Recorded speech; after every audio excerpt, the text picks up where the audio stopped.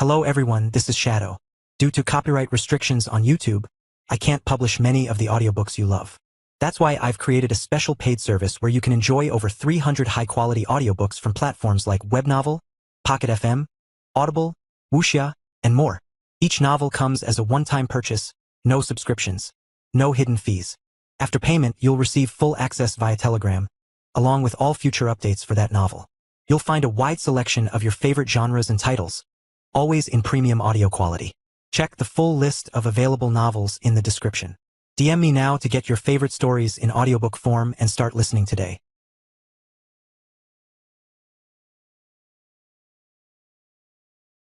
Chapter 74-29 Strengthening Relations. Chapter 74-29 Strengthening Relations. The Terrans rolled out the red carpet for VS. He received dozens of visitations and attended numerous gatherings in the next 2 days. Personally, he quickly grew tired with all of the tedious social obligations, but he did not exert any influence to curtail them. He knew that this was a necessary sacrifice to earn the respect of the Terrans. Though much of the meetings lacked substance, VS still benefited from getting to meet with some of the movers and shakers of the Terran Alliance. From business magnates to master mech designers, he had many opportunities to chat with the people who actually ran the Colonial Star Empire. For the most part, the Terran Alliance was doing pretty well in some facets but poorly in others. The recent crises and upheavals disrupted many supply chains and exerted pressure onto others. Now that the Larkinson clan had reached a certain scale, it had become an increasingly more interesting business partner for the Terrans. Sure, the Larkinsons had yet to establish a strong foothold in first-class space, but the Premier Fleet had already made a name for itself. Months of participating in numerous battles at the Terran front lines enabled the locals to gain a first-hand look at the strength of the clan. VS was no longer the only notable individual who propped up the clan. Saint Commander Casella Ingvar together with the amazing Minerva Mark II swept up entire battlefields. The force multiplier of her impressive command field was so astonishing that no conventional native alien force could persist for long. Though her commandeered and infect units had issues with resisting greater phase lords, Saint Dice and the First Sword Mark III neatly compensated for this shortcoming. The Decapitator had already claimed the lives of numerous stubborn greater phase lords. These astonishingly short duels also yielded a lot of bounty for the Larkinson clan. Every intact and recoverable phase lord body contained massive amounts of phase water. Though much of it spilled into open space, salvagers could still find extract of precious fluids from the giant carcass. More importantly was that greater phase lords became increasingly better equipped, thereby turning into much more valuable bounties once beaten. Saint Piercers had become particularly more prevalent among the native gods. The Red Cabal had definitely managed to establish a means of mass producing these powerful and lethal arms. The more well-connected alien leaders also managed to get their hands on Saint armors. They were still a lot less prevalent due to their high material cost, but any phase lord clad in a full set became a lot more difficult to defeat. Even the superdimensional First Sword Mark III struggled to defeat them. The hardware was powerful enough, but the user had yet to catch up. Saint Dice's willpower was still too weak and underdeveloped to sustain a lengthy and extremely energy-intensive fight. That did not mean that Saint Dice was weak. She could overpower practically every phase lord without superdimensional protection, and she possessed a fair chance of beating those equipped with Saint Piercers. As a consummate duelist, Saint Dice had managed to outfight and outmaneuver multiple phase lords equipped with the iconic alien-built lances. The fierce weapons not only possessed the unnatural capacity to pierce straight through an ace mech Saint Kingdom, but also possessed the capacity to slice through ordinary matter as if it was made of clouds. Yet, under the exquisite control of Saint Dice, the First Sword Mark III barely, if ever, got struck by the extraordinarily sharp tip. In fact, unless the enemy phase lord managed to land a momentum-fuel thrust at a near-perpendicular angle, it was extremely unlikely for the relatively low-quality weapon tip to penetrate straight through the Ace Swordsman mech's superdimensional armor.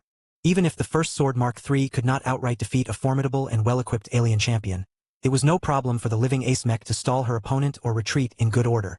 Relying on their respective strengths, Saint Commander Casella Ingvar and Saint Dice always managed to steal the show. Their synergy was already top-notch to the point that they received thousands of invitations from the Terrans. Of course, the rest of the Premier Fleet was no slouch either. The Tortuous Scream and the first-class multi-purple mechs served as the Saint Commander's personal arms. The crew and pilots had become increasingly more accustomed to operating under the direction of a powerful Ace Command pilot. The more they fought under her direction, the smaller the inefficiencies. Due to the Premier Fleet's excellent performance, the Terrans harbored even more respect and appreciation towards the Larkinsons. This was why the Saint Commander and certain other senior leaders of the Larkinson clan could replace VS at a number of events. Both VS and Casella kept themselves busy and barely had any time to take a break. Though the constant meetings and social gatherings strained their patience, The pair did not try to reduce their busy schedules. The more they showed their faces, the friendlier the Terrans became. More friends translated into tangible benefits. Casella became especially enthusiastic about taking advantage of the situations to secure favorable deals and complete favorable transactions. By doing so, she not only strengthened the clan's growing industrial interests, but also ensured that the premier fleet and the expeditionary fleet of the Golden Skull Alliance continued to receive ample goods and services. When the pair of representative leaders finally approached the end of their schedules, they both met with each other aboard the Tortuous Scream. The converted Orvan battleship had changed since VS last resided on the vessel. The Tortuous Scream still retained much of her alien architecture, but he noticed that the crew had spent a bit more effort to make the enormous hull feel like home. More banners and markings lined the bulkheads, each of them proclaiming the glory of the Larkinson clan or the human race. Numerous open spaces had been converted into small gardens that featured distinctive flora derived from old Earth. Cats almost roamed freely across the corridors. The clever felines never got in the way of the human crew and settled in one of the many cat-specific niches built into alcoves, ceilings, and other structures. VS felt a sense of comfort that he never experienced at the Tarrasque. All of the recent changes signified that the Tortuous Scream unquestionably belonged to the Larkinsons. The Tarrasque remained a vessel of the Red Association. VS had no control over her hull or her crew. VS likened the difference between the two warships as residing in an odd grandparent's home as opposed to staying in a high-class hotel. Neither of them were perfect, but VS still appreciated the former over the latter. "I like what you guys have done with the place," he casually remarked. "We are human," Casella responded with an upturned lip. "We cannot abide by alien sensibilities. The extensive overhaul of the hull has already made the ship friendlier for us, but there are still too many alien characteristics to fully erase the foreboding feeling of residing in a place where humans do not belong. The changes are necessary to raise morale and prevent psychological problems from deepening. If Red humanity was not suffering from a perennial shortage of warships and particularly capital-grade ones, I would not want to keep this hull in our possession." "Are you thinking of selling the Tortuous Scream?" VS asked with a frown. "The thought has crossed my mind more than once," the current matriarch of the Larkinson clan admitted. "Human warships of the current generation are superior to alien ones. The gap has closed among contemporary hulls, but there are still essential differences that make ours more effective. Our inability to fully understand the many alien ship parts and systems that still exist has turned maintenance and repairs into a nightmare. Maintenance is taking at least 3 times longer while the costs have doubled at a minimum. We can only operate complicated alien software by using a flawed human-developed shell, which means that our control over the alien battleship is permanently impaired.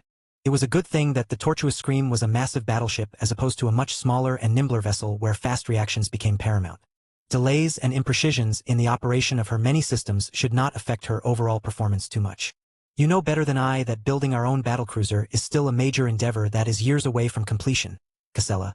I have no doubt that the resulting capital ship will be able to outperform the current version of the Tortuous Scream, but the wait is unavoidable. I am aware, VS. The Larkinson clan never meant to hold onto the Tortuous Scream for long. VS considered her to be a stopgap solution, and so did the Saint Commander.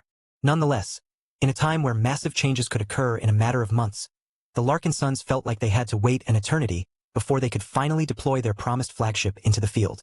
"If we are unable to obtain another RF battlecruiser token, we can only sell or mothball this battleship. Do you have a preference?" Casella briefly furrowed her brows in thought. Despite her many shortcomings, her raw performance is still impressive. I do not wish to rely on her strength in serious offenses, but she can still serve as an adequate centerpiece in a second-line fleet. My greatest preference is to retain her and designate her as the flagship of a garrison fleet at our core colony. The mention of a colony put VS on edge. "Are you sure it is wise for our clan to continue to invest lots of resources into building our own colony settlement? You secured the claim to the star system and its planets in one of your past transactions, did you not?" Casella raised her eyebrow. "You are correct that the recent changes have increased all of the risks, but I still have faith that our civilization will be able to stop our alien enemies from going any deeper. Trust me, VS. The Larkinsons need a fixed home base that is completely theirs. The Deviute branch is a good substitute, but the clansmen over there are always aware that they are guests residing on another group's property. Can't you wait until the front lines have actually stabilized before building a proper fortified settlement on a planet?" "We can, but I have decided that it is better to embark on this development sooner rather than later," the Saint Commander resolutely responded. "It is not as great of a burden to our clan as you believe. Our supply networks are growing as we speak. We have harvested a great amount of excess salvage that can easily be repurposed for the construction of fortress cities and an orbital defense network. Furthermore, We have plenty of clansmen who still prefer to live with their feet planted on fresh soil as opposed to a cold metallic deck. Her arguments made sense. While the construction of a colony still served as a major resource drain for the clan, it was not as if the Larkin sons had any better uses for most of them. Casella merely sought to extract the greatest value of them, even if that meant building up an entire colony. Although VS remained unsure about this entire situation, he did not intend to intervene. Casella Ingvar had taken over as the leader of the Larkinson clan. Unless she had violated his trust, he had little reason to doubt her judgment. So what do you think of the Terrans? VS changed the topic. I have received a hint that they are up to something big. Do you have any guesses? The Saint Commander shook her head. My intuition has noticed an undercurrent among some of the leading Terrans that is keeping them nervous and agitated. They are unsettled by what they have wrought. I cannot tell you anything more specific than that. You are overestimating my capabilities if you think I can deduce their secrets by studying conduct. Chapter 7430 The Orbiting Tree Station. Chapter 7430 The Orbiting Tree Station. The big day had arrived. The Terrans organized a grand gala to announce their latest accomplishments to the public. They sent out a large amount of invitations to both small and large players. Given the large number of starships that had arrived in the star system as of late, it became evident that many groups had accepted the invitations. Even the Rubarthans and the Cybers had sent out their representatives despite the distance and the location's relatively close proximity to the front lines. Of course, they did not send any of their true big shots, but they had already shown enough sincerity by sending out respectable envoys on short notice. The Terrans still dominated the venue. All of the clans and ancient clans had sent out their leaders or their future successors. Many directors and senior executives struggled to enter the core halls that could only accommodate so many individuals. Amidst all of the growing hype and limited access, the Larkin sons remained a lot more relaxed. As the most important collaborator of the Arboreal Project, the Larkinson clan did not lack for invitations. The clansmen stationed in the Premier Fleet, the Blue Jay Fleet and elsewhere received ample invitations to the point where plenty of them declined to attend. This did not surprise VS all that much. Most of his clansmen did not feel comfortable with standing alongside such powerful people. Not many of them were accustomed to such treatment. They would rather confront the native aliens on the battlefield or go back to their labs to complete their projects. Nonetheless, enough Larkin sons chose to attend despite having little to do with the core project. They made an effort to get outfitted with suitable garments from the tailors working for the clan or one of the many eager Terran fashion outfits. VS and his immediate family were no exception. He himself donned a shiny velvet burgundy and black suit with understated silver embellishments. A bright yellow pocket square added a surprising dash of color that increased the depth of his overall outfit. His wife opted to wear a midnight blue dress that glittered with moving bright dots that resembled moving stars. She resembled a blue and humanoid version of Blinky, though she also opted to wear an extravagant silvery tiara of her own creation. She made it out of armor-grade superdimensional alloy and embedded it with expertly cut gems grown from the few rare exobeasts that produced them in their bodies. The slender but eye-catching headdress exuded a sense of exquisiteness that masterfully straddled the line between sophistication and extravagance. Gloriana clearly tried to enhance her stature without going overboard and ended up claiming credit that she did not deserve. As a fairly young and ambitious senior mech designer, she possessed too much pride to claim any credit for advancing the Arboreal project. Nonetheless, she did not intend to miss this valuable opportunity to network with high-ranking Terran socialites and lay the groundwork of her own rise. Their children also wore adorable outfits. Andres twirled around in a cute lavender dress that not only featured a lot of frills, but also possessed a dynamic tail that whimsically moved around as if it possessed a life of its own. This caused the girl to resemble an energetic cat, though VS got reminded of the original Devil Tiger. As for his son, Marvane wore a relatively simple black tuxedo sized for his adorable frame. A playful red bow tie vaguely marked his allegiance to the Larkinson clan without outright carrying a label. Their cats got dressed up as well. Andraste and Marvane giggled as they took charge of this responsibility. They adorned Lucky with a cute blue necktie while attaching a colorful array of blooming flowers onto Clixie's tail. Meow! Meow! Their nanny, Shannon Maris, gently ushered the children and cats into the ornamental shuttle that had been chosen to bring them to a stellar space station orbiting the main planet. The Terrans had spent a significant amount of resources on overhauling a fairly standard orbital structure into a giant floating tree. They imported special woods and other forms of biomass in order to expand and reshape the orbital facility. Both the interior and exterior received complete makeovers that caused all signs of high technology to disappear. Carved and patterned planks had taken the place of alloy decks and bulkheads. Floating fireflies and puffy dandelions replaced clinical light sources. Giant leaves and specially shaped flowers served as benches and chairs. The Terrans had made a lot of effort to create a special ambience. They succeeded. The guests, Both Terran and Foreign looked impressed or enamored by the green ambience. They felt as if they had entered a different universe, one dominated by nature and life as opposed to metal and order. Those that possessed extraordinary senses experienced a deeper level of bioengineering. The Terrans did not just bring together a lot of biomass and call it a day. They employed the finest architects, landscape architects and chi cultivators to shape a living ecosystem inside a gigantic tree structure. VS could practically breathe the life energy saturated throughout the entire space station.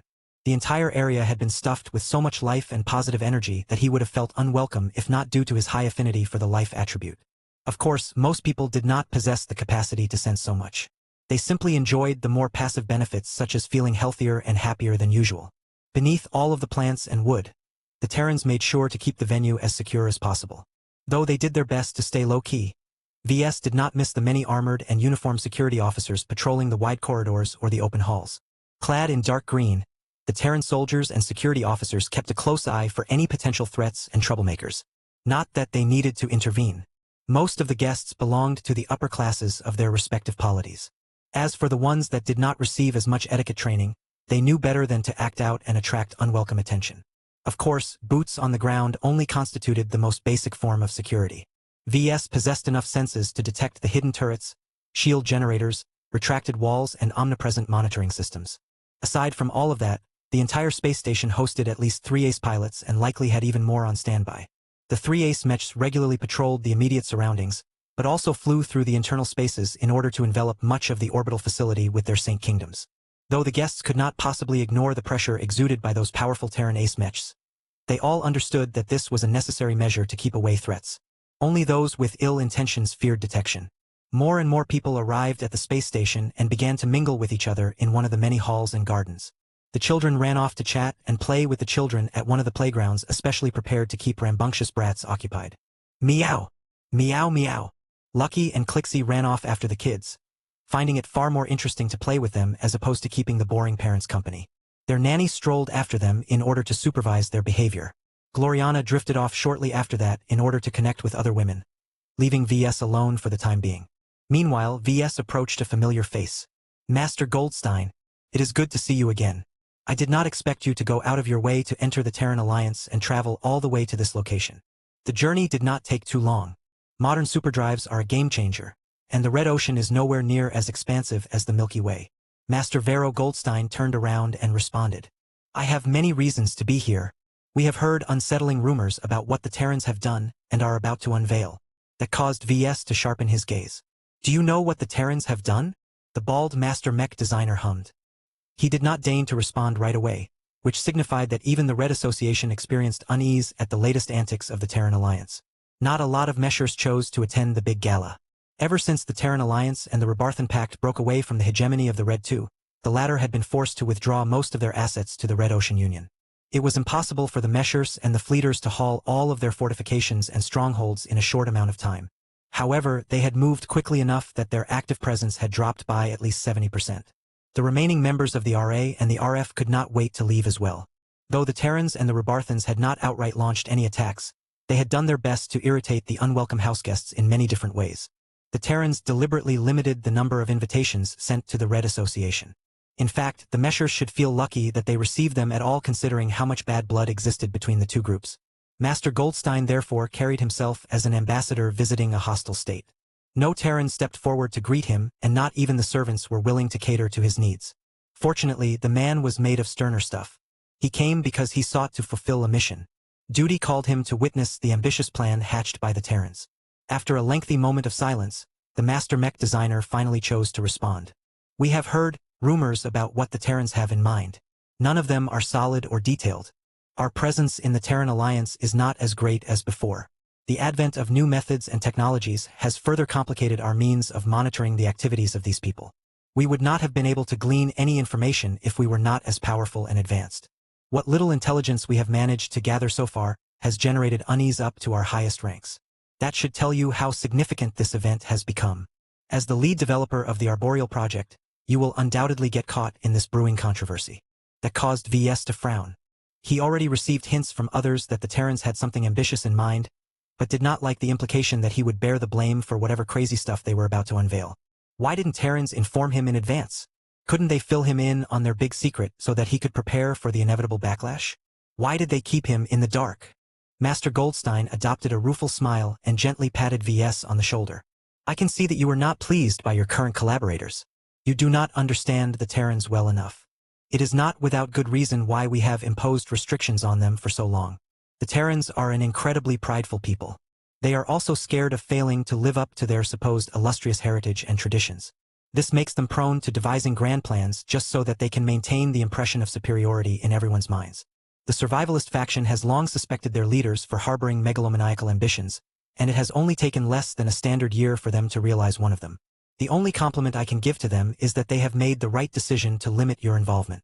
How so, Master? The Terrans are making it clear that they are solely responsible for what they are about to do.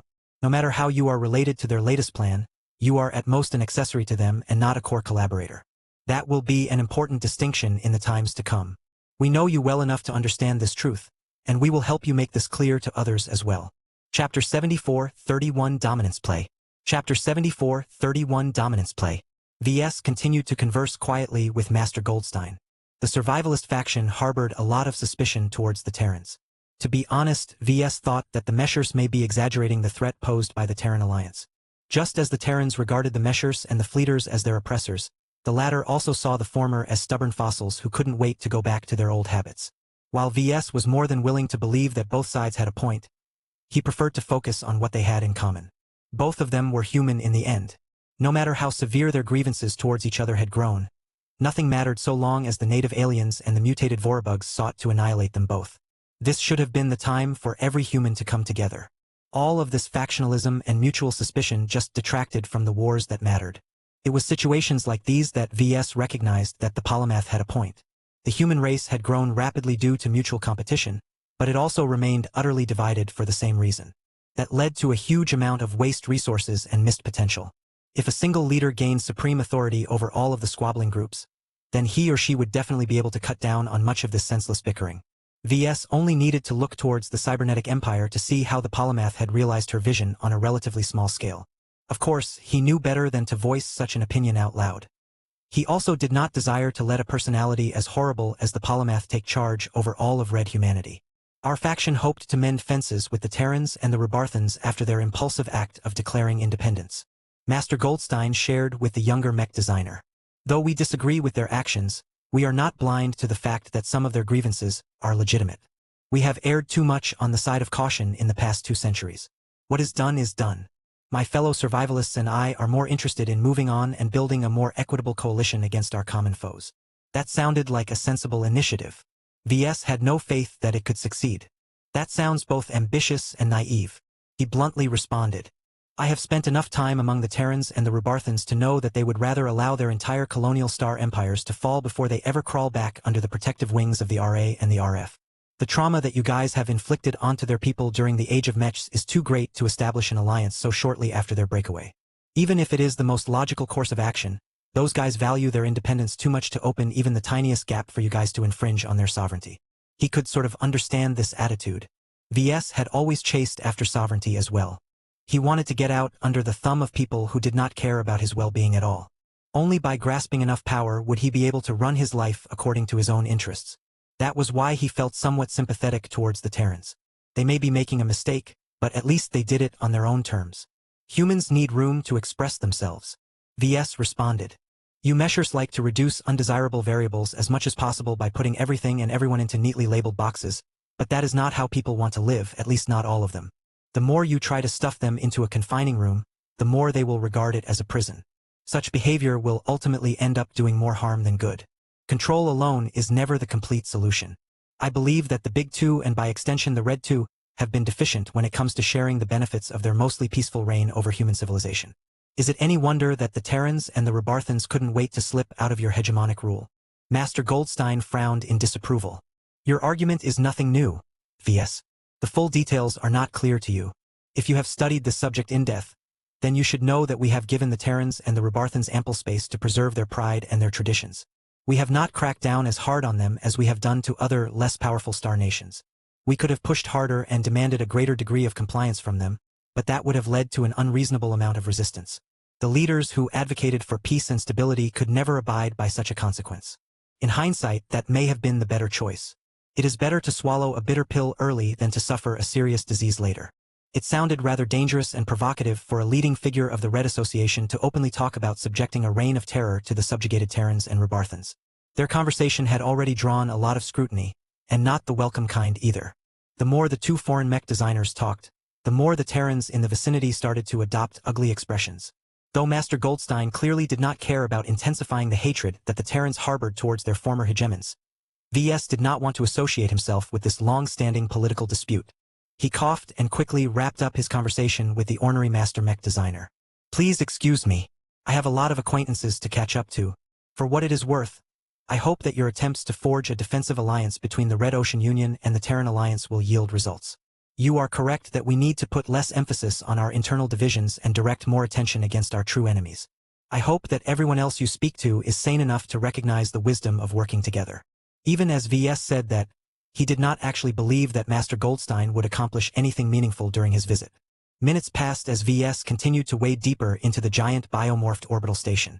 The scent of fresh greenery continued to massage his olfactory senses as he continued to speak with various Terrans. He did not know all of them in person. The probability of encountering an individual he met before or memorized for other reasons remained fairly low. The most notable individuals he met a little later on were the martial heroes of the Larkinson clan.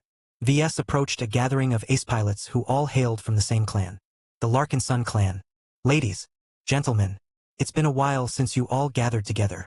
St. Tusa Billingsley Larkinson, St. Devia Stark, St. Dice Larkinson, St. Commander Casella Ingvar Larkinson, St. Isabel Coton Larkinson and St. Janzi Larkinson all stood in a loose circle. The entire space around them turned into a void. Nobody dared to approach the ace pilots. The air around the circle had grown incredibly oppressive towards individuals of weaker minds and wills. Couldn't be helped. Even outside of the cockpits of their respective machines, their Saint Kingdoms still radiated outwards from their bodies, just in much weaker and less expansive forms. When two Saint Kingdoms came into contact with each other, a tentative struggle of dominance often ensued. Ace pilots never wanted to admit their inferiority. They saw personal encounters with each other as small opportunities to compete with each other.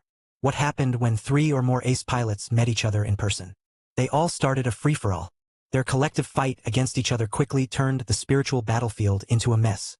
Although certain powerful figures could overwrite this ridiculous farce, the Larkinson ace pilots clearly intended to establish a pecking order based on comprehensive strength.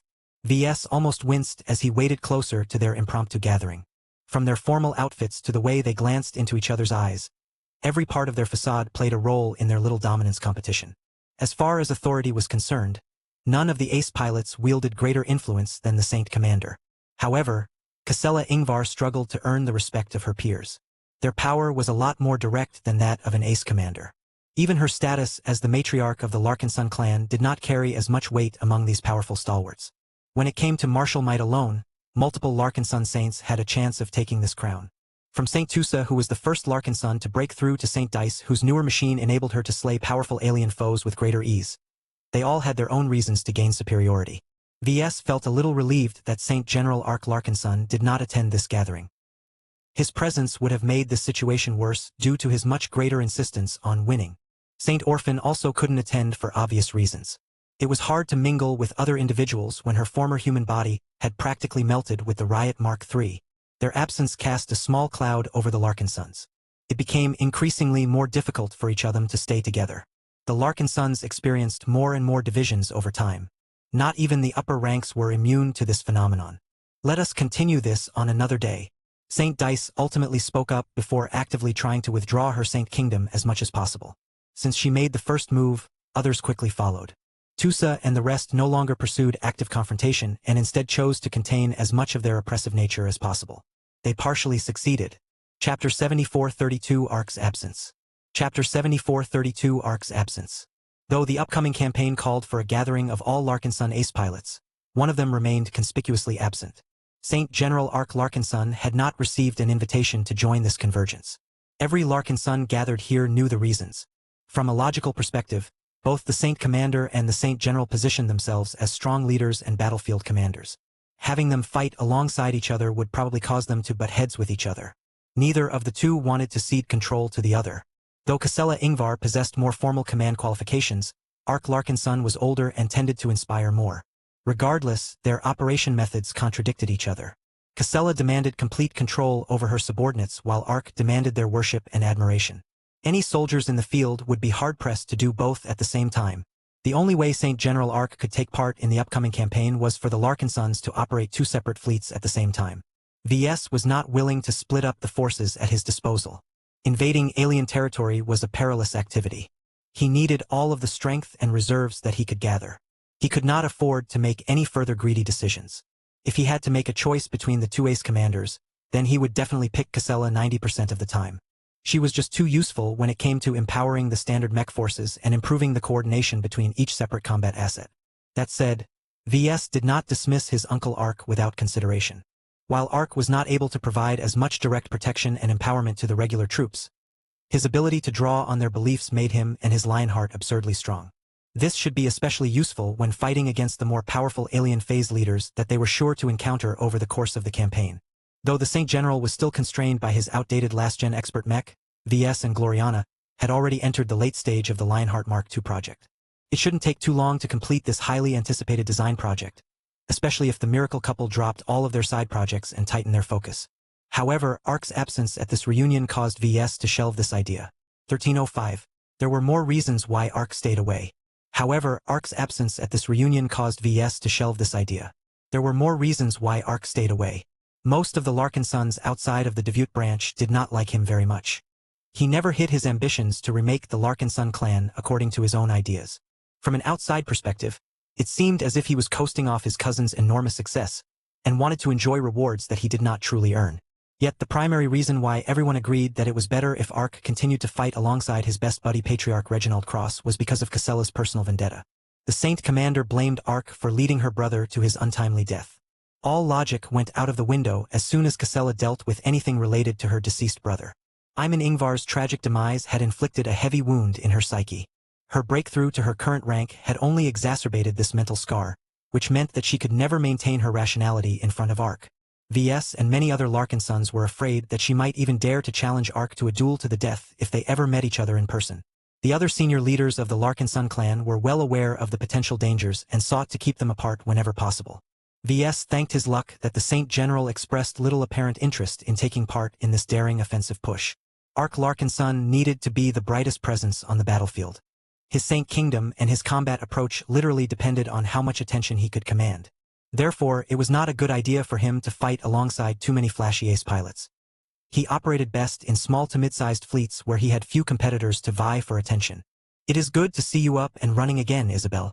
Tusa restrained his fierce willpower and politely greeted the heavily augmented woman. "Did you have any trouble getting inside?" Though the transhumanist faction had been generous enough to provide Isabel with a strong artificial body, she looked a lot more organic than before. Around 90% of her body consisted of dense alloys. The remaining 10% largely comprised of her brain and the artificial skin that covered her metallic form. She had spent enough time on rehabilitation that she managed to work away most of the artificial traces of her replacement body. Though the most perceptive individuals could still tell that there was something off about her, she at least regained much of her humanity. The security personnel had to apply hard locks on all of my integrated weapons. The pilot of the soon-to-be upgraded Promethea responded to Tusa's inquiry. "I am unable to deploy my laser guns, plasma guns, flamethrowers and blades, so do not expect me to come to your aid if we come under attack. A specialized technician will have to manually remove all of the locking mechanisms from my integrated armaments." This was a normal solution to people in her situation.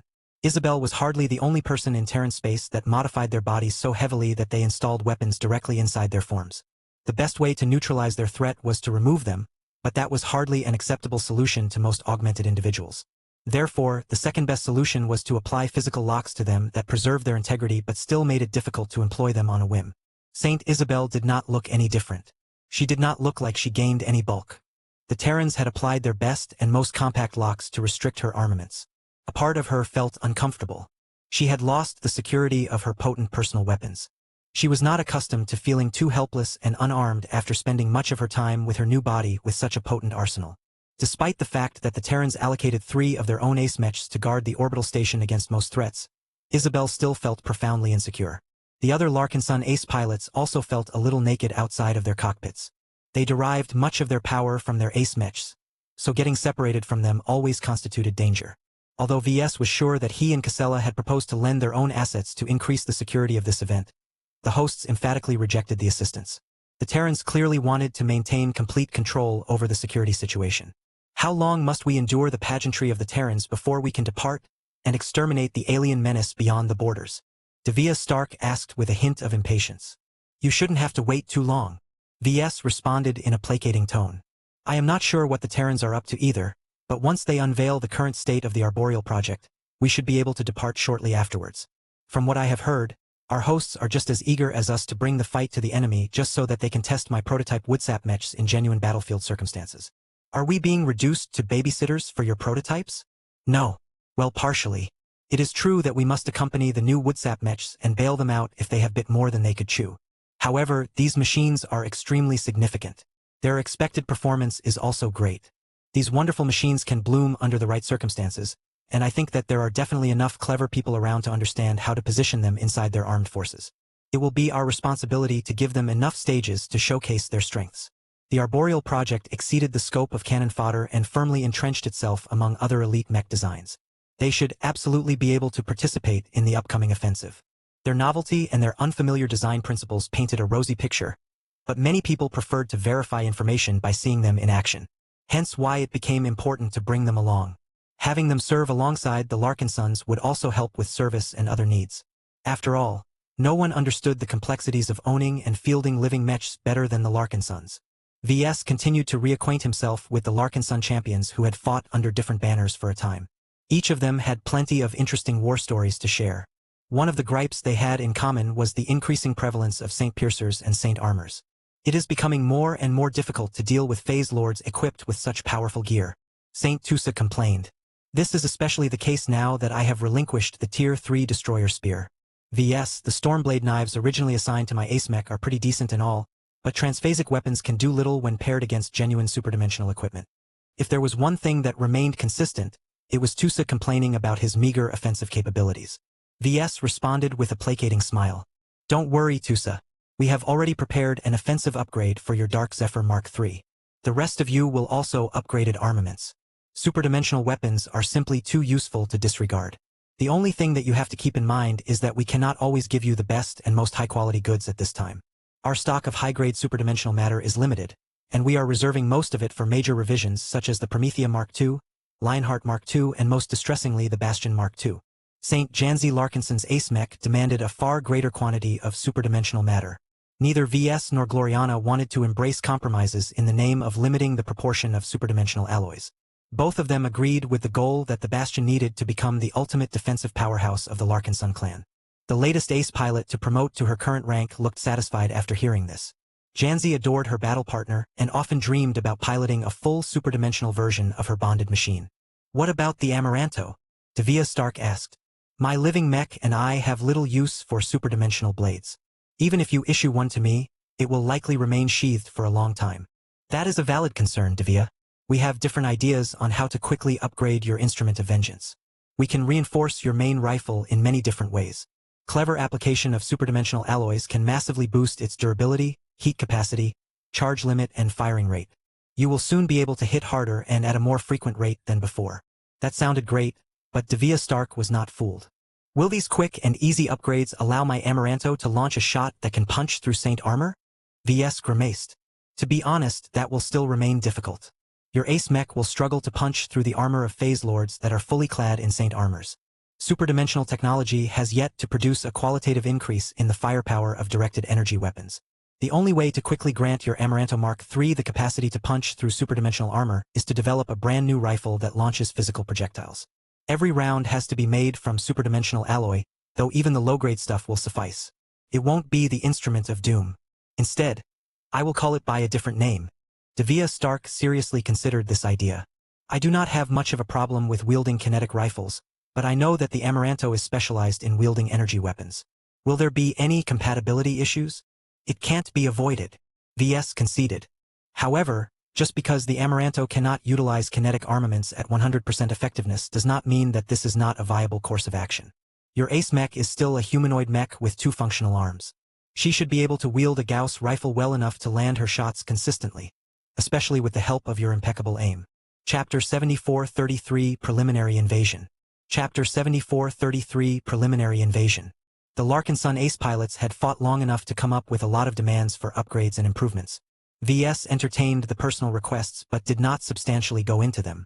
This should be Gloriana's responsibility. They had too little time on their hands to satisfy every whim, so they had to be careful about picking and choosing which demands to meet.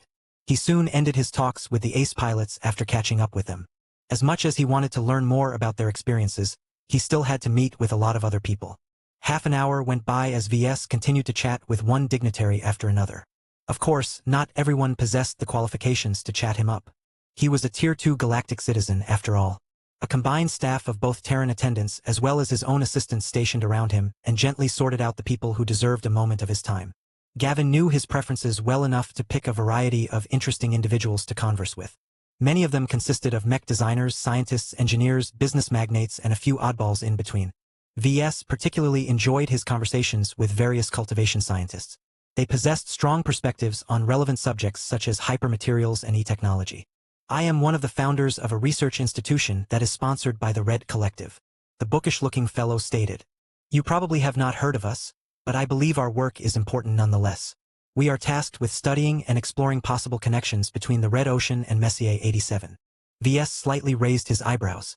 What sort of connections? Not regular ones, to be certain. The lead researcher responded. We believe, though without sufficient proof, that there is much about M87's exotic radiation that we do not understand. We have only just begun to explore the tip of the iceberg. Our central assumption is that there exists a means for the inhabitants of both galaxies to interact with each other beyond the limitations of distance, the speed of light, and other physical constraints. Either E-energy radiation or the much more obscure R particle radiation can serve as a potential bridge for one side to make contact with the other, either in real time or with a delay. That sounded incredibly serious. Most people would have dismissed this notion out of hand. Without extraordinary measures such as constructing greater beyonder gates, it was inconceivable to imagine that anyone could reach out across hundreds of thousands of light-years of distance. However, VS knew better. He had never forgotten about the time that the mighty Subjugation King managed to hijack a tribulation event and forcefully tried to crush the evolving dominion of man. Even now, the alien God King managed to plant a soul mark of sorts onto VS. Though VS had little evidence that it influenced his thoughts or debilitated him in any way, its mere existence practically ensured that the Subjugation King would always be able to track him down no matter the distance. Its existence alone not only confirmed the research institution's central assumptions, but also proved the native aliens of Messier 87 mastered the ability to extend their influence across intergalactic distances. Of course, VS felt incredibly reluctant to share the details. He believed that the founder as well as other related people may have already gathered enough clues to justify their research activities. Our civilization has a shallow understanding of the forces that are intrinsic to Messier 87. VS spoke. Is there no danger in trying to explore these supposed connections? We are like babies in front of adults. What if we inadvertently reveal more about ourselves to our distant alien enemies? The researcher smiled back. Those possibilities exist, but that is not a reason for us to remain blind, deaf, and ignorant. If you are correct about the enormous disparity between civilizations, then those distant aliens may be observing us right now through the rivers of exotic radiation that is coursing through our dwarf galaxy. Will they spy and manipulate us less if we willingly turn away from these powers? I do not think so. I am a firm proponent that we must be dauntless and explore the unknown despite the fact that we are stepping on the home ground of our enemies. The man sounded a bit reckless, but his intentions sounded noble enough. VS agreed with the overall sentiment, though he also had to take into account that the research could easily take a very wrong turn. However, if the Red Association sponsored the research institution, then it should have been placed under adequate supervision. No one sane would allow these overly curious scientists to peek at Messier 87 without putting enough safeguards into place. Have you and your colleagues produced any actionable results? Not per se, but we have developed numerous theories and hypotheses that have kept us busy. I am personally involved with researching the intangible apparitions that spontaneously emerge at the sites of large battles. They are fascinating creatures. Despite their resemblance to the human and alien lives that have been lost at those locations, they exhibit none of the memories or behavior of their former selves. I theorize that they may be derived from unknown parasites that lurk inside exotic radiation and latch onto any dead or dying sapient organisms when the right conditions are met. VS had heard about that, though he had not interacted with any of these so-called apparitions in person. You are referring to the death-born phenomenon. Correct. We have been able to deal with them with relative ease, but there is no guarantee that will remain the case. You see, we have ascertained that the death-born are at their weakest in their initial stages, but are able to grow continuously over time, presumably by harvesting the abundant energies released after the demise of many humans and aliens. There are enough battlefields where neither side is able to establish strong control. The Deathborn that emerge in these gaps are able to feed to their heart's content, thereby becoming larger, stronger, and more intelligent in the process. Growing larger and stronger did not necessarily sound concerning. That just turned them into intangible versions of mutated beasts. What did concern VS was the possibility that they could grow smarter and more rational in the process. Do you have proof of the latter? We have collected data that lean towards this direction, but not enough to survive scrutiny. The researcher admitted. This phenomenon is too new, and most of the encounters between humans and Deathborn have led to the total elimination of the latter. It has been difficult to convince the soldiers in the field to deliberately keep the ghosts alive and observe them long enough to study their gradual evolution. This is especially the case when we lack the means to confine them or recover any of their remains when slain. The Deathborn may be new and unfamiliar, but their hostility was not in doubt. They exuded a strong sense of negative energy similar to demons and always displayed hostility towards both human and alien units. The soldiers responsible for defending the populations of nearby planets could not permit any threat to survive in the vicinity. Their duty compelled them to wipe out the Deathborn rather than allow them to persist and pose a greater threat over time. VS had a feeling that the Deathborn would continue to grow into a major threat if they were not being cleaned up. Yet, with the immediate threat posed by the native aliens and the mutated Vorabugs, Red humanity simply couldn't allocate enough units to wipe out the Deathborn in every single location. Oh well. Since your research institution is focused on finding connections between M87 and the Red Ocean, do you have any suspicions about how the Deathborn are tied to our distant alien neighbors? The researcher nodded. We have ideas. Frightening ones. The worst possibilities are notions that the Deathborn are either proxies of powerful M87 aliens, directly controlled by them or transferred directly to our galaxy through arcane means. If that is the case, then the Deathborn can be considered the first concrete invasion attempt by the source of exotic radiation in the new frontier. All of this sounded incredibly frightening indeed. Fortunately, all of it remained baseless speculation, so there was no solid proof that any of them could be true. Yet there was no way to completely rule out these dangerous possibilities either. This was why it was so important for Red humanity to conduct proper research into these strange, intangible but unambiguously hostile entities. I will make sure to check whether the Red Association is giving your research institution enough support. VS sincerely promised to the man. Your work is important. Even if the idea that the native aliens from the M87 are already capable of launching a serious invasion into the Red Ocean is outlandish, we cannot overlook this possibility.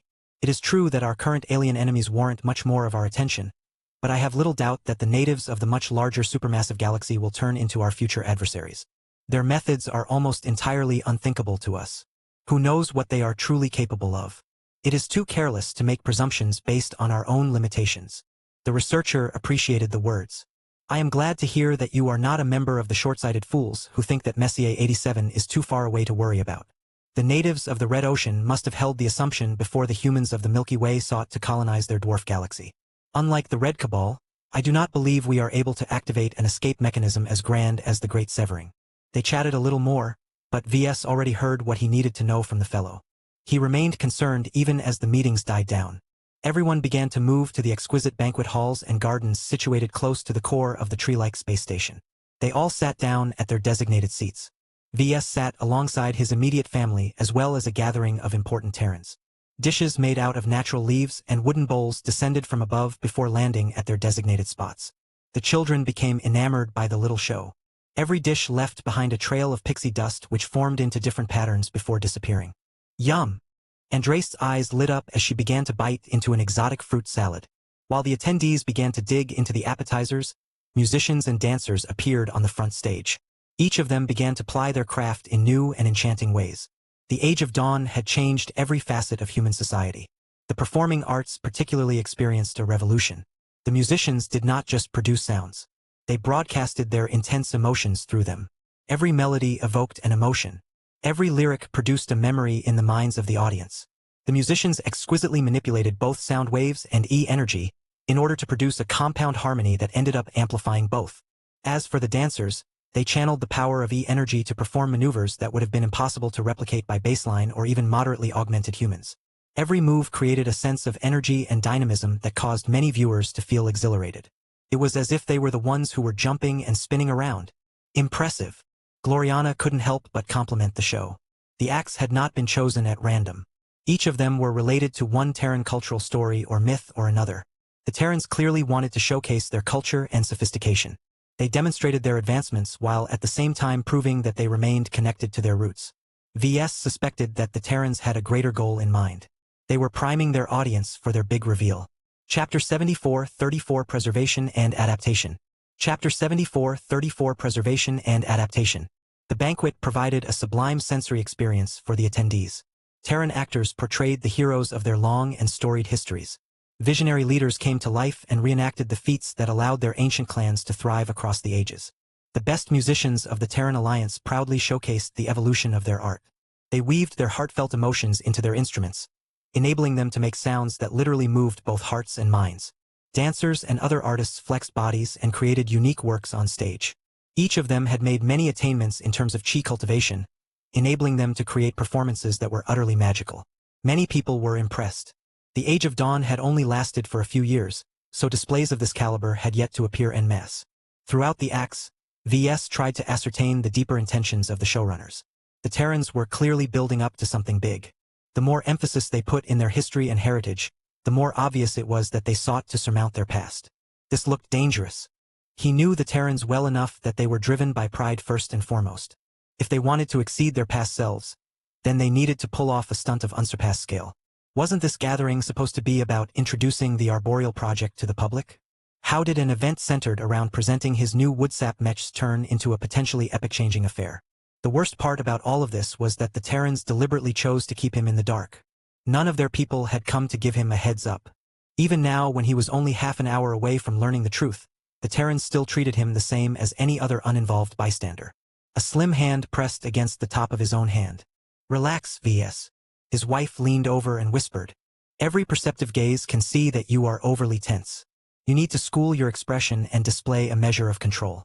You are one of the few Tier 2 galactic citizens in attendance. You represent the people of red humanity." She was right. VS took a deep breath and forced himself to let go of his frustrations.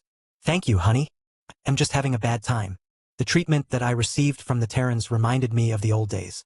You know I despise how much people above heads try to control me or compel me to take action without my consent. No matter how well-meaning the Terrans may be, they have crossed a line by hijacking the Arboreal project to advance another agenda." His wife looked sympathetic, but still tried to rein him in. "I do not disagree, but this is not time to express your dissatisfaction. Let us wait until the Terrans are done before you bring up your dispute with them behind closed doors. Personally, I do not think the Terrans are deliberately trying to insult you or mistreat you. They are careful and thorough. They cannot possibly disregard the impact of their decisions on you. If they chose to keep you in the dark, then they have strong justifications for their reasons." VS could think of one of them on the top of his head. He already received a warning about how the Terrans sought to avoid spreading any culpability towards himself. This did not reassure him all that much. As the performances grew more muted, VS turned around and addressed the highest-ranking Terran that sat at the same table. Master Layla Rebecca DeVos coolly raised her wineglass towards him before taking a small sip. "All will be revealed, VS. Be patient. You should already understand that there is a difference between being helpful and being responsible. It is in your best interest if the public at large puts you in the former category. If I tell you too much, then you will be put in the second category, which is much worse." He let out a tired breath when he heard this familiar argument. "I don't object to your logic, but if this is how you treat allies and friends like me, then this will be the last time I collaborate with the Terrans." His frustration had grown too much for him to let this pass over his head without incident. He needed to draw a line in the sand and make it clear that he would not allow the Terrans to exploit him in this manner. The Terran Master Mech designer looked contrite. She made it clear that she did not try to deny responsibility. "I believe that you will thank us for keeping you at arm's length by the time this day has passed. Trust me, you do not want to become embroiled in our internal affairs for the coming years." VS readily believed this claim, but that was not an excuse to let the Terrans off lightly. "I expect compensation," he replied. "I don't know how much, but it should definitely be substantial enough to make all of the hardship and subsequent misunderstandings worthwhile. We can discuss that in greater detail after the end of the gala." The Terran Master conceded. "I can promise you that we will not let you depart without obtaining enough satisfaction. We still wish to cooperate with you on the Arboreal project and other endeavors." This sounded substantial enough to count. The Terran Alliance would lose too much credibility if it did not do enough to make up for its unilateral decisions. VS believed that the Master was sincere, but that did not mean he felt good about it. He eventually let out a dissatisfied breath. "Fine. "It better be worth it, then," he said. When a variety of exquisite desserts landed on the banquet tables, V.S. faintly enjoyed the sweetness and the bark-like texture of his tree-shaped cake. He was impressed by the chefs employed by the Terrans. They not only turned their vocation into a transcendent art by adding carefully chosen extraordinary reagents into their recipes, but also tailored the individual dishes to their respective recipients. Everyone's physiques differed from each other. Designer babies such as Andraste and Marvane all possessed unique dietary requirements from other augmented humans. Human phase lords such as V.S. diverged so much from the baseline human norm that they could no longer enjoy the taste of regular human cooking. V.S. knew that the phase lord department had been struggling to develop effective meals for its unruly champions. The loss of taste represented another form of disconnect from their former human identities. Apparently, the Terrans had made ample progress in this area. Their excellent biotech researchers and extraordinary professionals had managed to cultivate an ample variety of exoplants and exobeasts that genuinely satisfied the taste buds of human phase lords. The ascended giants needed these results. V.S. transmitted a reminder to his chief of staff to check how much progress his own department had made on this front. If the Terrans had yet to share their progress with the Kalis, then the phase lord department needed to step forward and negotiate a cooperative agreement. As the show came to an end, a brief lull ensued before the main event finally commenced. The main banquet hall dimmed as almost every light source went out. Only the stage remained dimly lit, not that it stopped those with augmented perceptions from retaining a clear enough view.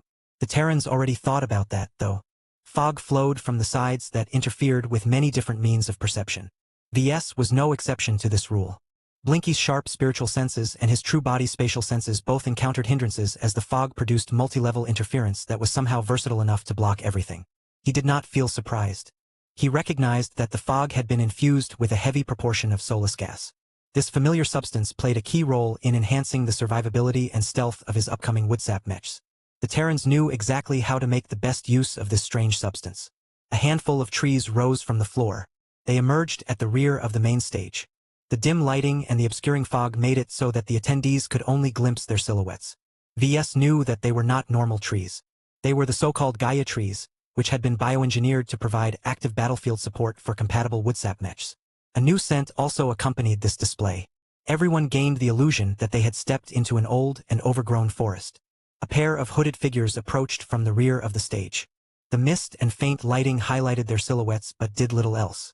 Their faces remained largely obscured even as they stopped in the middle. Though V.S. could determine hardly anything from the pair, he noted that they were abnormally tall. They were clearly augmented beyond the usual Terran customs. V.S. wanted to discern more about them, but all of the effects made it difficult to find out more aside from the fact that the two consisted of a man and a woman. The male Terran spoke first.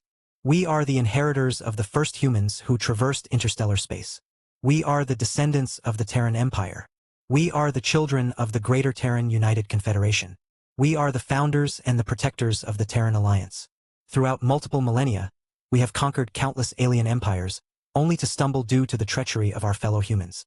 We have slain enough aliens to create entire stars out of their combined mass, yet we have also lost countless planets due to jealous rivals. Yet we still stand despite the loss of our escape route. The native aliens sought to break our spirit but cut off our ability to return to old Earth. They have only strengthened our resolve, because we have survived far more challenges than our enemies can imagine." The atmosphere grew more solemn as the unusually tall hooded female spoke next. "To be a Terran is to be a part of a long line of people who still remember their roots. Despite our growing genetic and physiological mutations, our hearts always unite us under a single banner, the Terran banner. Under the uniting force of our history and traditions, we have preserved the oldest continuity of our civilization. We are the oldest and most authentic inheritors of our ancestral home planet. We survived not just because we are strong, but because we possess the ability to discern what must be preserved. Our stories, our values, and our pride has long served us well. Yet now that we have entered a new age, the Terran Alliance is lit by a brand new galaxy, one that heralds our destruction due to its brightness, yet brings us hope in its warming embrace. We are no longer residing in a galaxy where the old rules maintain the status quo. For better or worse, the Red Ocean has brought many changes, both for good and for ill. If the Terran people fail to adapt to this bright new wind, we shall falter and collapse before we know it. The Terrans must evolve if we are to thrive in the Age of Dawn." The female speaker raised a shadowed object with both of her hands. The deep folds of her robes shifted with her gesture. At the same time, the shape of multiple vaguely humanoid mechs slowly rose up from the floor just in front of the shadowed Gaia trees. The latest prototypes of the arboreal project appeared in front of the masses for the first time. The age of mechs has passed, but we have absorbed its legacy. Mechs have not only retained their relevance in the new age, but possess new uses due to the poisoned gift of E-energy radiation. Faced with the new possibilities available to us, we have chosen the opposite of cowardice. Not all traditions are equal. The Terran people have endured since the Age of Stars because we have learned to achieve a balance between preservation and adaptation. Now is the time for the latter. Instead of mindlessly clinging to our old and lifeless machines, we have chosen to embrace a new paradigm of mechs and our relations to them. We have done more than develop a new line of biomechs. We have created a new order among organic machines and the mortal flesh that combine with them. We have redefined what it means to be a Terran. Upon those words, a dozen spotlights lit up the spaces in front of the two tall and shadowed figures. 12 Terran individuals slowly rose up from the lit spaces. Each of them stood proud and with their eyes set forward. The bright lights shining from above clearly illuminated their forms. They also looked a little bit off. Not too much, but just enough to set off alarm bells inside people's heads. All 12 of the Woodsap mech pilots possessed asymmetrical proportions, as if they had been born wrong or grew up misshapen. The sight repulsed plenty of attendees. Even if the deformities did not look as extreme as the initial batch of test subjects, the perfectionist Terrans were highly sensitive towards any deviations from the acceptable norm. Were these people supposed to be the new breed of Terran people? Chapter 7435 The Wooden Grail. Chapter 7435 The Wooden Grail. The air grew thicker with soulless gas and other substances. A gradual tide of life and wood energy accompanied the green smell of fresh leaves and herbs. Much of the stage remained in shadow. Only the dozen test pilots that had just presented themselves to the public received illumination. This was a daring choice, as the individuals who volunteered to bond with the prototype Woodsap mechs still looked imperfect in 100 different ways. This did not make sense on the surface. Master Layla Rebecca DeVos herself had told VS more than once that the Terrans could not tolerate such flaws. The Woodsap mech pilots needed to become the new face of the nascent and ambitious Terran alliance. They clearly could not fulfill this task if they looked as if they had suffered serious injuries in the past and received treatment that was only partially effective. Sure, the test pilots did not look scarred or ugly, but they did not look completely alright either. The extreme augmentations needed to gain compatibility with the powerful fluid that gave Woodsap mechs their name had never been designed to accommodate humans. The only way to make this all work was to bridge the gap between the human physique and the construction of a special biomech. That was easier said than done. VS actually felt quite impressed at how much progress the Terrans had made in a relatively short amount of time. The test pilots must have been cherry-picked from a larger batch of candidates. They were probably the least deformed out of the entire group. Yet that still did not change the fact that they looked flawed even from the perspective of an ordinary person. As VS continued to guess at the motives of the Terrans, the male hooded figure that remained in shadow began to speak again. We are about to commence a sacred ritual. In order to realize the dream of achieving greater unity with the biomechs that we have entrusted with our lives, we must excise our weaknesses and fill the gap with superior alternatives. What you are about to witness with your own eyes is a privilege that is reserved for all Terrans.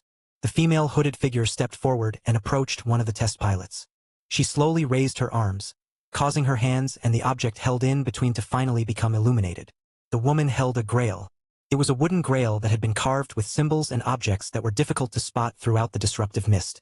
While the soulless gas in the air did a good job of hindering his observation, VS could still tell that the material and the nature of the grail possessed extraordinary traits. This was not a simple wooden bowl. It was an object of power as well as a symbol of the new Terran dream. As a container, the grail was not empty. It had been filled with a liquid that shimmered and sparkled in the light. Not even the interference produced by all of the soulless gas could hide the fact that strange water possessed special qualities. The woman whispered her next words, though everyone was able to hear her as clear as day. Sip the lifeblood of the Mother of Earth and be reborn under her gaze. Abandon your old self and embrace the power granted by our goddess. So long as you accept her power, you will forever be her servant and protector. Sip, and pledge your life to the Terran Alliance and its patron deity. The man who received the privilege to take the first sip did so with solemn grace. His asymmetric face remained stoic as he slowly bent his neck and took a careful sip of the shimmering and abundant liquid. The sound made by his sip was loud enough to be heard by every human in the banquet hall. The hooded woman calmly retracted the wooden grail as soon as the first test pilot had ingested a modest amount of special liquid. A few seconds of silence passed before the test pilot's body abruptly began to shake. Although the special piloting suit made it difficult to observe everything, most people could still see how the man's proportions were beginning to morph. His body grew taller, though not quite matching the height of the hooded figures. He also grew thinner and more lithe. All of the changes did not diminish the test pilot's control over his own body. In fact, the opposite occurred. The transformed test pilot seemed intrinsically more competent than before. While all of these changes sounded interesting, they could not match the greater and more profound changes to the test pilot's body. His entire form under his organic piloting suit began to shift and morph in ways that nobody could explain. Arms grew shorter or longer depending on the existing imbalances. Eye sockets grew rounder while noses straightened up. Even the ears got a complete makeover of their own. All of these shifts undid the negative side effects that turned the test pilot into a flawed human. They also happened to do more than that, because the ears of the test pilot strangely lengthened into a pair of sharp cones. A wave of uncertainty and shock rippled across the silent audience as they beheld the end result of the extraordinary transformation. The spotlights shining from above kept the individual who sipped from the grail under ample illumination. The lights shining on the other 11 pilots also made it easy to make comparisons. The differences were staggering. All of the outwardly visible imperfects had gone away. It was as if an unknowable intelligence became affronted by the flawed visage and personally intervened to remove every discordant element. These changes were not subtle at all. Everyone could see how the man's previous face and body contained loads of suboptimal physical parameters. All of that had been swept away. Beautiful, Gloriana couldn't help but utter, as she was probably the attendee who felt most impressed by the changes. He looked so perfect. The man looked as handsome as the most popular drama actors.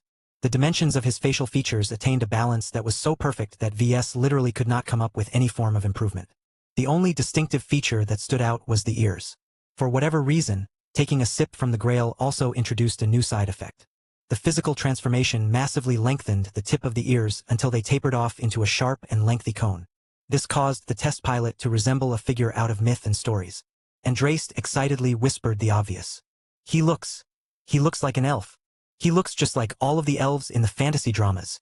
The association could not be denied.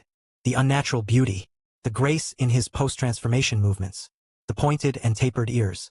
All of these set the man apart from other humans. As the implications began to set in, more and more people looked eager or disturbed. There were those that looked as if they wanted to storm up and take a sip from the wooden grail right away. They had completely fallen in love with the transformation. Even if they had to abandon their original human forms, they willingly embraced this mystery because there was something compelling about turning into elves. Others looked aghast or deeply concerned. The few people in attendance were stupid. There were plenty of farsighted leaders among them that anticipated a huge amount of upheaval from this turning point. If this particular case was not unique, then the Terran Alliance had apparently introduced a means for humans to abandon their race and turn into a species that everyone previously dismissed as fantasy. As the test pilot's miraculous metamorphosis had run its course, the reborn elf smiled with impossible grace. Thank you. I shall forever hold Gaia dear to my heart. The Terran Alliance shall rise and dominate the Age of Dawn. The female cupbearer silently nodded before moving to the next test pilot. In the span of several minutes, 11 more test pilots willingly took a sip of the mysterious liquid and triggered nearly identical transformations. Each case produced similar results. All of the Woodsap mech pilots had shed their malformed human-like forms and grew into tall and lithe elves. What impressed VS quite a bit was that the mystical transformations were not only consistent, but did not produce a single failure case during this event. He took note of this because the radical transformation changed so much that it should have been difficult to attain such a high success rate. How did the Terrans manage to devise a ritual with such an obscenely high success rate? They could have possibly spent so much time on researching and optimizing the process. VS quickly narrowed his eyes. It had to be the Grail, or more precisely, the extraordinary liquid contained within. Gaia definitely had to be involved. Though VS was unable to ascertain the depth of her intervention, the rogue ancestral spirit definitely played a deep hand in this scheme. He felt uncomfortable at the thought of one of his creations going behind his back to work together with the Terrans. It showed that Gaia had embraced her independence from him and embarked on plans that were unrelated to his own interests. A part of him wanted to confront the Mother of Earth and demand an explanation from her why she thought it was a good idea to turn humans into elves of all possibilities. Another part of him felt inordinately proud that one of his creations had grown so powerful that she was capable of performing such a feat. It was not fair for VS to demand that Gaia subject herself to him. She was much more powerful than him at this time. VS still remained a senior mech designer while the ancestral spirit had already become a true god-level entity. Even if she was nothing impressive compared to other true gods, her power was still great enough that she possessed the right to disregard the orders of her progenitor. Of course, even if the gap in power was not so great, VS still did not wish to subjugate Gaia to his rule. His respect towards life, and especially his own creations, did not demand unconditional servitude. The only exceptions towards this rule were demons and other malevolent entities.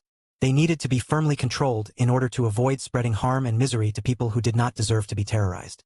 Outside of those conditions, VS fundamentally believed that his children deserved the right to grow up and deviate from the expectations set by their creator. Even if they had been born to fulfill a specific purpose, every living mech or creature possessed the right to seek out their own life goal.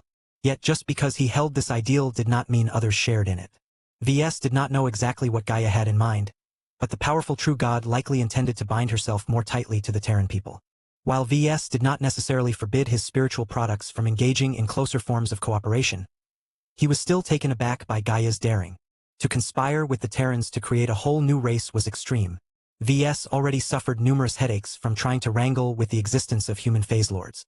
The ascended giants had become so full of themselves that they did not even consider themselves human anymore. The dwarves had also become disillusioned by their connection to the human race.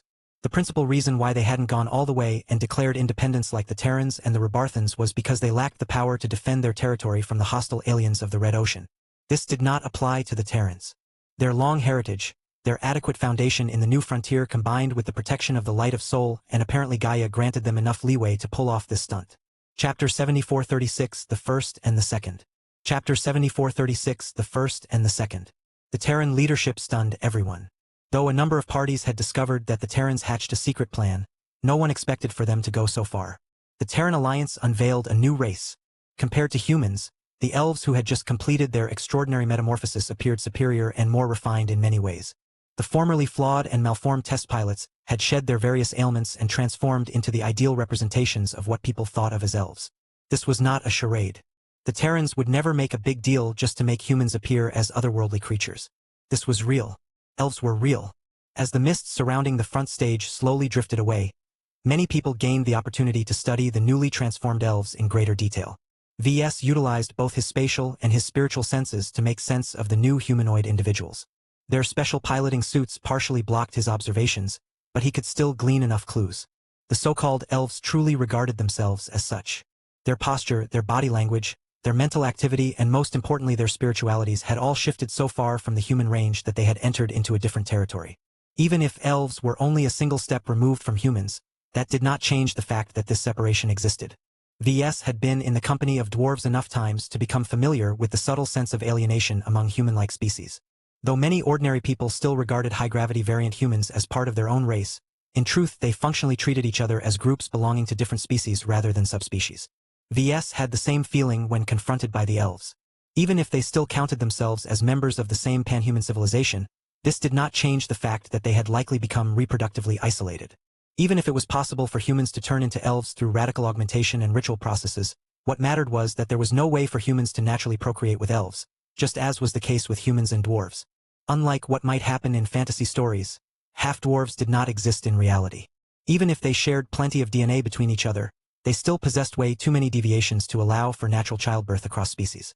In the very few cases where a human and dwarf couple wanted to have children, they usually had to employ the services of geneticists to produce a designer baby. Of course, that baby usually possessed traits that predominantly leaned towards a single race rather than a mix of both. This was because carelessly combining human traits and dwarf traits usually resulted in a lot of regrettable outcomes. VS believed that the same would apply for these elves. Half-elves could not exist because the differences between the two species had become even more extreme. At least high-gravity variant humans still had somewhat normal red blood running through their veins. In the case of these elves, their hearts likely pumped out milky white woodsap through their augmented and transformed veins. As shocking as it was to be confronted with the birth of a new race of humanoids, VS at least had to admit that the Terrans and Gaia did not work together in vain. The results impressed VS. Not only had the elves been blessed with beauty and grace, their spiritualities had fundamentally grown stronger and more specialized. Humans generally tended to possess a mix of affinities.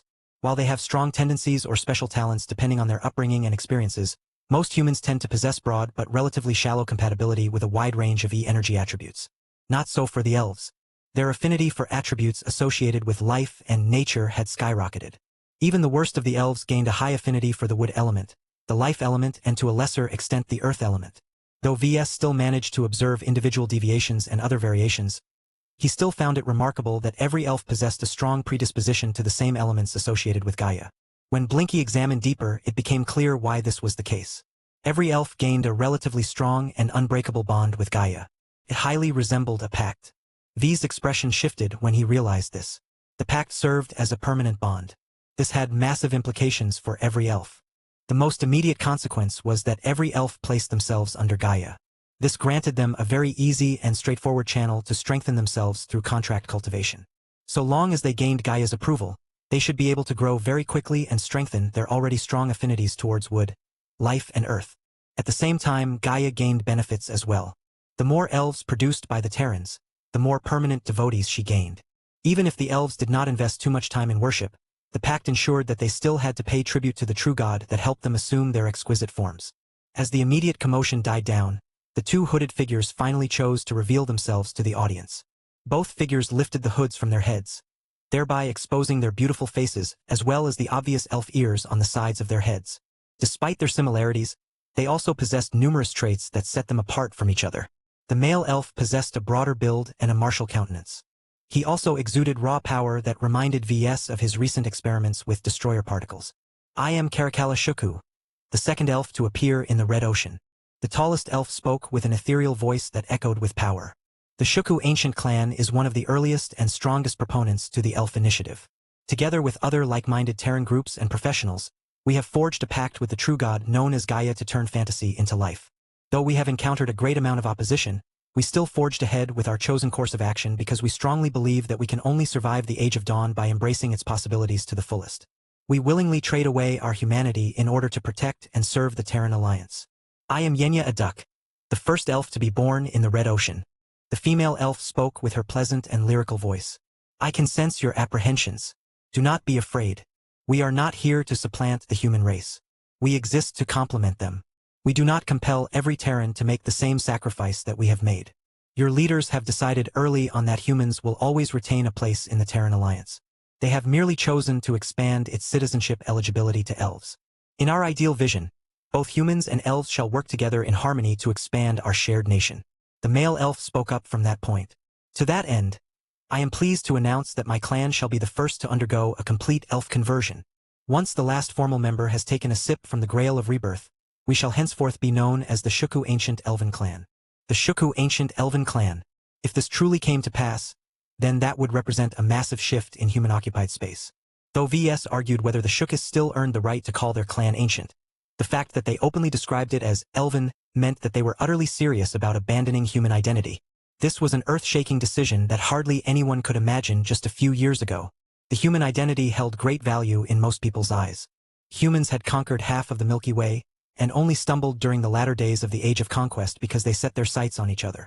It was only after the start of the Age of Dawn that red humanity had begun to doubt many of the assumptions that they took for granted. Even so, many humans still possessed a lot of faith in their species. They believed that it was inevitable that one human or another would pull off a few miracles and magically gain the upper hand in the ongoing wars against the filthy aliens. Yet now they learned that the leaders of the Terran Alliance did not possess the same unflinching faith in the human race.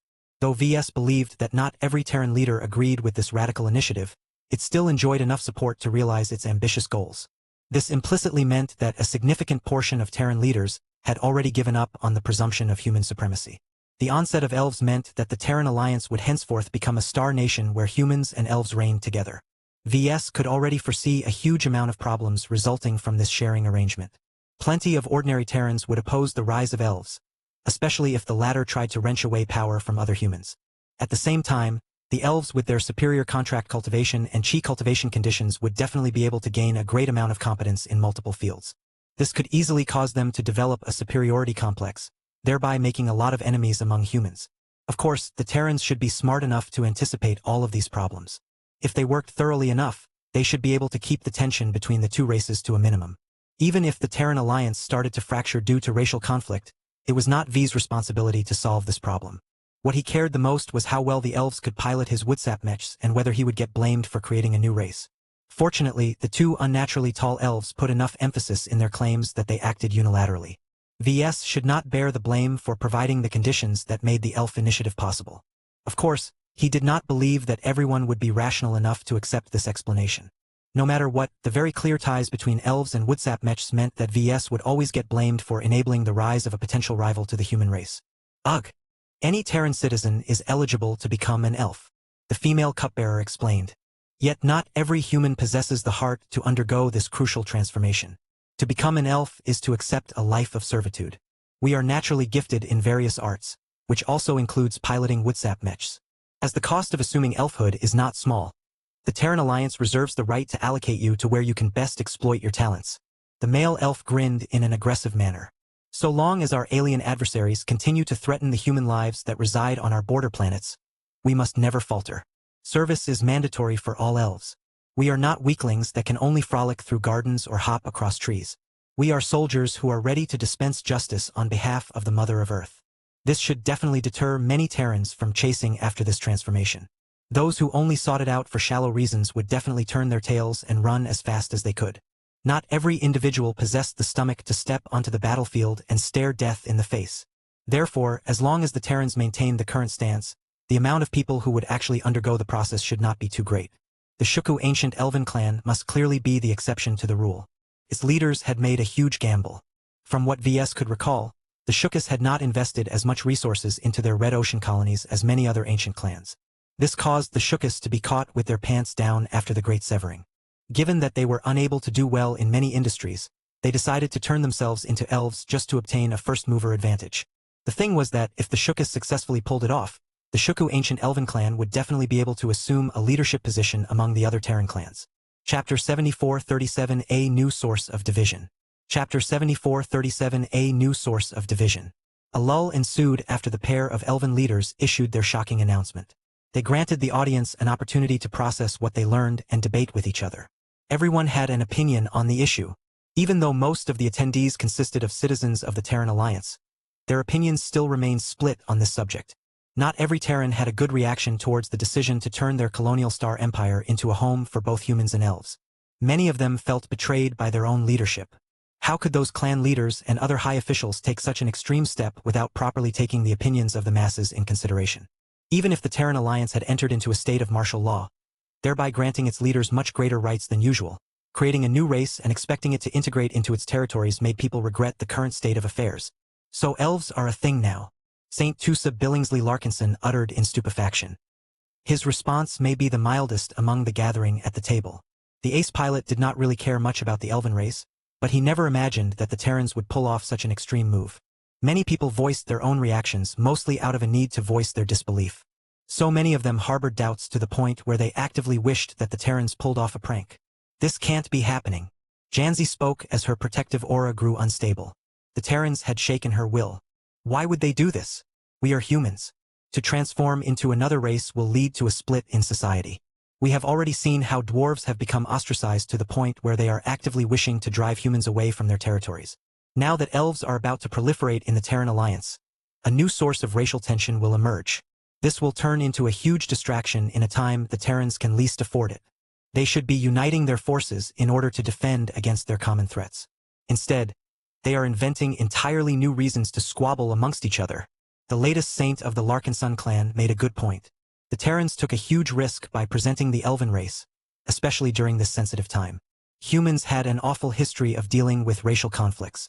This was partially deliberate as the ideology of human supremacy encouraged people to worship the human form.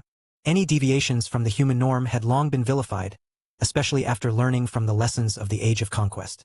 The less humans they appeared, the less sympathy they held with people. This made it easier for inhuman leaders to massacre huge amounts of humans as they no longer considered themselves part of the same groups. In short, by inventing and embracing the elven race, the Terrans had committed a terrible taboo. If the Meshers and the Fleeters still maintained authority over human civilization, then they would have stamped the stupid idea out before it could get off the ground. Fortunately for the Terrans, they already clawed back their sovereignty not too long ago. VS somehow did not think it was a coincidence that the Terran Alliance unveiled the elf race so quickly. VS and many other people felt uncomfortable about this. Sure, the Terrans regained the freedom to do what they wanted, but was it for the better? Not every proposal was worth pursuing. I don't like these elves either, but the Terrans wouldn't have gone through the trouble of bringing them to life if they couldn't make a difference. St. Dice calmly analyzed.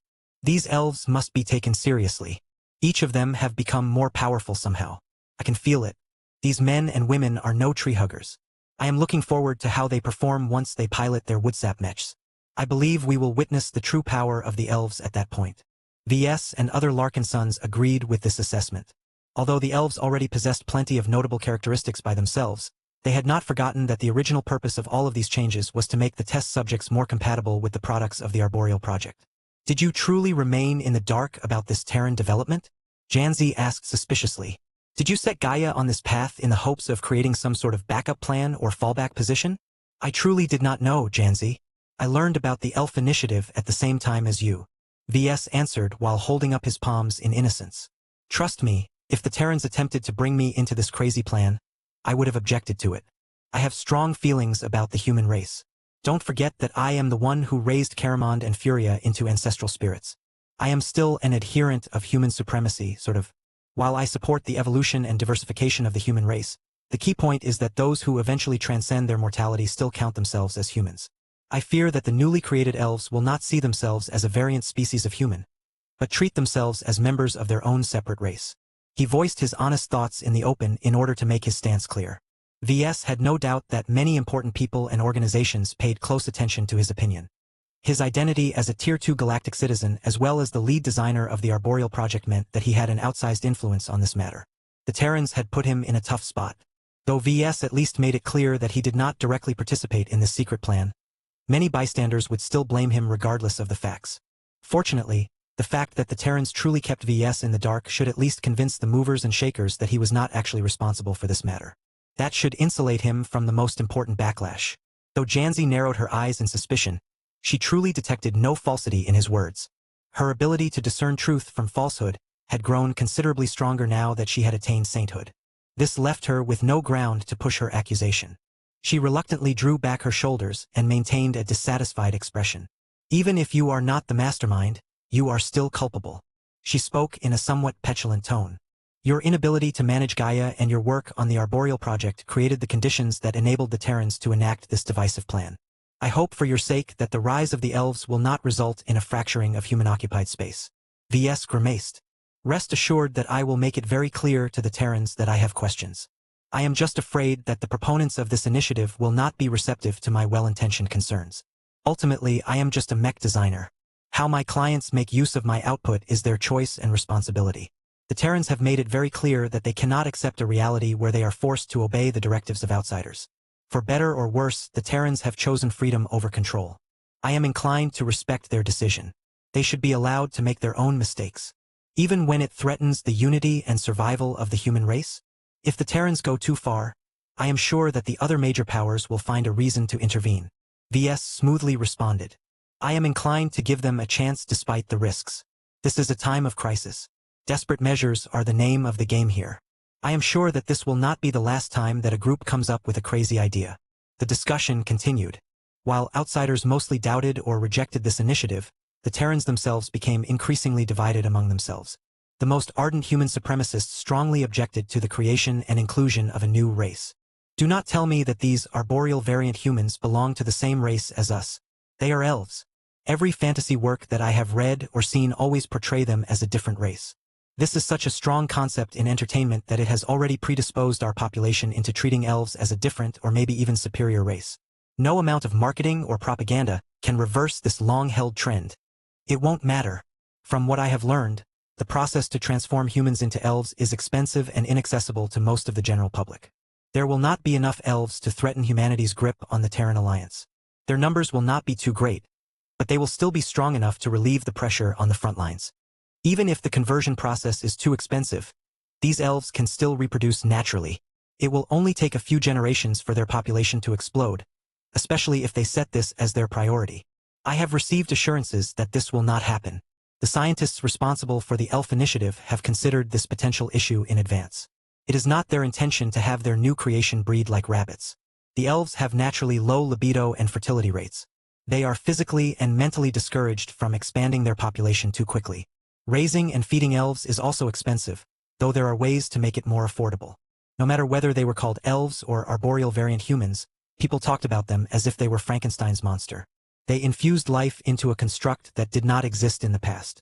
By doing so, they created a powerful form of life that could either turn into their saviors or their doom. Right now, it was too early to tell which outcome would come to pass. The ambivalence was killing people. Many of them had already made up their minds, which was why they argued furiously with each other. VS turned to Master Layla Rebecca DeVos. The woman seated nearby had conspicuously kept her mouth shut. She declined to share her opinion and mainly paid attention to the initial reactions of other individuals. Master Devas. He addressed the woman. You knew about this beforehand? Am I correct? Were you actively involved? She nodded. You are correct on both counts. I indeed played a modest but integral role in the elf initiative. I helped to ensure that the elves not only retained their existing compatibility with WhatsApp mechs, but also implemented solutions that increased it even further. My design team and I have created new variants of the base models that are especially configured for elves. They do not work as well when piloted by humans, but I can guarantee that you will be impressed by their performance when utilized by the transformed test pilots. That sounded interesting. Transmit their designs to me. I want to see exactly what you have modified. Perhaps I will be able to suggest improvements of my own. I don't know too much about these elves, but I am sure my expertise can provide relevant input. We will share the new design schematics with you after the conclusion of this event. Master Layla Devas promised. Elves possess numerous special properties that can open the door for new and more powerful synergies with WhatsApp mechs. The former is literally made for the latter. If certain factors such as skill and experience are taken out of the equation, we believe that even the best human WhatsApp mech pilot cannot match the comprehensive performance of an average elven WhatsApp mech pilot. This should give you an impression of the gap between the two groups. The elves must justify their existence, just as mechs. VS was not surprised that a mech designer voiced such an opinion. It was in their nature for mech designers to constantly justify their investment in their own products. If they could not do so, then they were not being productive by their standards. Thank you for reading my work. If you wish to support the Mech Touch, please vote with your golden tickets. Chapter 7438 The Formal Introduction of WhatsApp Mechs. Chapter 7438 The Formal Introduction of WhatsApp Mechs. After a short break, the leading elves resumed their presentation. They had given their audience enough time to process the revelation. Word had already spread far and wide. Practically every part of human-occupied space learned about the latest gambit of the Terran Alliance. Much of the reaction was mixed at best. In fact, many places only held voices of disapproval. What were the Terrans thinking? Why did they decide to invest precious resources into transforming themselves into a fantasy race? Did they not understand how much future conflict they might provoke by abandoning their humanity? Even the citizens of the Terran Alliance itself questioned the wisdom of this highly contentious initiative. Was the creation of the elves worth all of the negative consequences? If the Terrans did not provide a satisfactory explanation by the end of this event, many citizens of the Terran Alliance were bound to rise up in opposition. A lot of pressure rested on the shoulders of the so-called First Elf and Second Elf. The pair of tall elven leaders commanded the attention of all of red humanity. Though a large number of Terran people desperately hoped that the elves might bring word of salvation, the citizens of the other major powers wished to see them stumble and fall. The Rubarthans possessed an especially strong animosity towards the elves. No matter what prior associations these ethereal beings held in the past, now they had become unquestionably tainted by Terran greed. These idiots! They should have held themselves back. They are the most awful brothers-in-arms that I have ever seen. We held an implicit agreement to oppose the Meshers and the Fleeters together. How can the Terrans still do so when they are about to split their own people into different racial camps? Those elves will be the death of them. Mark my words. With so many humans wishing for the elves to fail, Yenya Aduk and Karakallashuku bravely maintained their supremely confident postures. They carried themselves as if they still had every variable under control. As the supposed leaders of the elven race, they were determined not to let their compatriots down. Ladies and gentlemen, the female elf addressed her audience once again. We are aware of the doubts that you are harboring. Let me reiterate that we still count ourselves as members of human civilization. Calling us elves is a convenient shorthand label for us. In more formal terms, we prefer to describe ourselves as arboreal variant humans. Our genes and physiology may be more divergent from the baseline human template than is typical. We are merely a more specialized branch of the general human species. The male elven leader nodded. No matter what others think, this is our official stance. We shall tolerate no other opinion that contradicts this truth. Any elf that speaks of breaking away from the human race is nothing less than a traitor. Even if the fallen elf's intentions are pure, his or her actions will do nothing more than advance the interests of our alien foes. After making this very clear, the pair proceeded to put this presentation back on track. This was originally about unveiling the prototype WhatsApp mechs. At this time, the newly transformed elves had already completed an accelerated health inspection and boarded their assigned WhatsApp mechs. Once they received the appropriate signal, they all began to activate their advanced Carmine mechs for the first time. The activation processes did not look as exciting on the surface, but VS was able to observe much more. Through Blinky's keen capabilities, He could sense in great detail how smoothly and effortlessly the test pilots formed their woodsap packs with their living biomechs. The woodsap mechs already yearned to form a mutated blood pact using woodsap as their binding medium. Just as expected, the elves experienced no problem at all when the woodsap originating from their own organic mechs started to flow through their veins. Their prior augmentations had already made them compatible with a substance that would have killed most humans outright when injected into their bloodstreams. Yet the added step of an elf transformation not only shoved away any lingering discomfort or incompatibility with this normally toxic liquid, but also caused them to actively embrace it as their definitive life source. Both their bodies and spiritualities sang as they came into contact with woodsap. The more woodsap circulated through their veins, the greater their vitality. The woodsap mechs themselves also looked a lot more alive. They already looked fairly impressive at rest, but now that they had bonded with their designated pilots, their bark-like surface gained a sheen and even started to exude a subtle green glow. Their presence already started to distort the flow of ambient E-energy radiation. A significant proportion of wood energy diverted towards the dozen biomechs. The woodsap mechs eagerly absorbed the incoming energies. Their energy levels rose, allowing them to unleash greater power when necessary. At the same time, the woodsap mechs exuded gentle and friendly glows that caused the surrounding plants and other life to cheer. Many people who attended the banquet felt even more refreshed than before. Some of their fears faded away. The more they stared at the woodsap mechs, the more they felt confident in their strength. The activated biomechs made no move. They merely remained standing in their current states. Although very few people understood what they were capable of, they already gained the impression that these woodsap mechs were much more special than ordinary carmine mechs. The Yellow Jacket line had already become fairly accessible to many people. The first carmine mech models had been produced in such numbers that they had become a fairly common sight on most industrial planets. Perhaps they had yet to appear on smaller settlements and more remote planets, but it would only be a matter of time before their residents found a way to import the precious carmine mechs. Yet, as revolutionary as the Yellow Jackets may be, it could not be denied that their baseline models were very much targeted towards the bottom segments of the market. No matter their additions, their original concepts centered around accessibility and ease of production. No Yellow Jacket could defeat an ordinary mech at equivalent or even lower cost. The difference in raw performance as well as piloting competence could not be overcome. Somehow, the prototypes of the Arboreal project gave a lot of people the feeling that they did not possess this particular demerit. The woodsap mechs made such a remarkable first impression that no one thought of them as weak. This was very much the goal for VS as well as his Terran collaborators. There was no need for them to design a low-end offering as the first-class edition of the Yellow Jacket line already covered this particular niche. What the Terrans truly needed was a new signature mech that could carry them to victory at the front lines. The woodsap mechs clearly looked so exquisite and imposing that they already inspired the necessary confidence. Let me give you a brief introduction of these fine biomechs standing before you.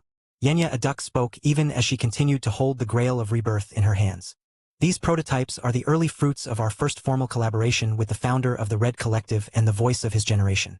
We have cooperated intensively with Professor V.S. Larkinson to develop a series of biomechs that not only incorporate a more advanced version of his revolutionary carmine system, but also take unprecedented advantage of the power of wood and life. The scion of the Shuku ancient elven clan took over from here. We have made a deliberate choice to invest in the development of biomechs. This is a choice that only Terrans can do well, because we have never ceased our efforts to refine our attainments in biotechnology and biomech design. Unlike conventional mechs, biomechs offer distinctive advantages, of which our new woodsap mechs exemplify. More than that, our new organic mechs also help us build a larger bridge to Gaia, the patron deity of the Terran Alliance. Each woodsap mech carries her blessing, and the elven edition of our new biomechs are particularly capable of channeling her power. The dozen woodsap mechs echoed this statement by briefly strengthening their glows. It appeared that Gaia paid close attention to this presentation, because she actively boosted her presence. Even under the faint suppression of multiple Saint Kingdoms, the expansion of the glows had a very real effect on the environment and the attendees. The surrounding flora grew more vivid and even started to grow in size or length. Many people felt even more invigorated than before. The expanding waves wiped away any fatigue or stress they previously endured. What a remarkably powerful glow! VS felt genuinely impressed by the effects created by the woodsap mechs. Ordinary glows had grown less effective due to the introduction of exotic radiation. Yet because the woodsap mechs and particularly the elven versions possessed stronger connections with Gaia, they had become considerably more powerful anchors to the true god. To put it in a different way, the woodsap mechs functioned like much more effective substitutes of idols made in her image. This was a remarkable effect, and one that could already make a significant difference on many battlefields. The stress of combat on the front lines was high. No matter whether soldiers participated in small skirmishes or enormous decisive battles, they frequently had to fight harder and more frequently than they could normally withstand. Everyone had their limits. If they fought too close to them or past them, then they were liable to falter and ultimately break. If these Woodsap mechs could actively make all of these tired and exhausted soldiers regain a measure of their vigor, then that could make a small but crucial difference. They would be able to maintain their concentration for longer periods of time. They wouldn't make as many stupid mistakes due to inattention. They also wouldn't give up as quickly if the fight became particularly tough or brutal. Yet this was only the least of what the new Woodsap mechs were capable of. Psychology alone could not deliver the decisive blow against the native aliens and the mutated Vorabugs. The Terrans may have entered into a deeper strategic partnership with Gaia, but they were not blind to the fact that it took hard power to defeat their many alien adversaries. To that end, the Woodsap mechs needed to demonstrate their many practical advantages that could make a concrete difference on the battlefield. The Woodsap mechs therefore began to move towards an exit designated for them. Each of them needed to deploy into open space in order to showcase their powerful features without putting any nearby guests in danger. Chapter 7439 Woodsap Mech Piloting Eligibility.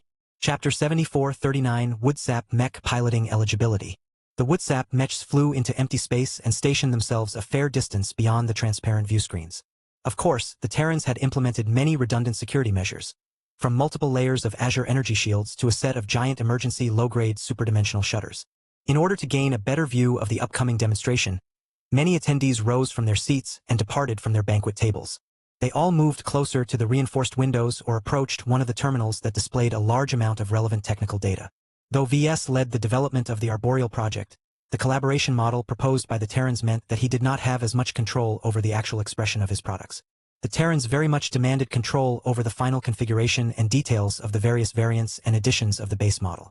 This meant that VS did not fully know in advance how well the Woodsap mechs would perform. This was especially the case for the so-called Elven editions of the Arboreal project, which the Terrans had scrupulously hidden from his sight until this point. VS could vaguely predict how much better the Elven edition performed relative to the most recent prototypes of the basic edition that had provided him with empirical test data. However, the uncertainty factor remained high. There was no way to make precise calculations based on vague and undefinable hunches, feelings, and subjective observations. "What do you think, VS?" his wife softly asked as she stood next to him while holding Marvane in her arms. "I have a pretty good idea of the overall performance of the basic editions of the Arboreal project," he responded. "Leaving aside the remaining teething issues, I already think their performance and feature sets hold up to the high expectations of my clients. Although they are not the most hard-hitting or tough machines relative to their price, their unparalleled accessibility and endurance are hard to match, even by other biomechs." Yet a clique of Terran leaders aren't satisfied with that. They had to take it a step further by dumping all of this Elven stuff on our laps. Given how much they have raised everyone's expectations with their surprise announcement, I think we are about to witness a revolution that will reverberate throughout the entire mech industry of the Red Ocean. He did not speak thoughtlessly on this matter. He fulfilled several goals at once. First, he affirmed with his own words that his involvement in the Arboreal project was not as extensive as most people thought. Second, he firmly put a barrier between himself and the Elven initiative. Even though he had already stated his lack of involvement or awareness of the creation of the Elven race, it did not hurt to reiterate his denials once again. Third, he hyped up the preliminary results of his Arboreal project even further. He was rightfully proud of his work on this game-changing Carmine mech design project. He did not want anyone to get any misunderstandings and call it a failure or anything. Even the basic editions fully met his initial requirements when he conceived this ambitious collaborative project. As a Tier 2 galactic citizen, every utterance he made in a public setting could literally affect policy. He needed to be deliberate with the information or misinformation he chose to share. The wrong words could easily cause the Larkinson clan to lose a lot of support and hinder his own interests. After a short delay, the Terrans finally commenced their demonstration. At this point, it was not suitable for Yenya Aduk and Karakallashuku to lead this part of the presentation.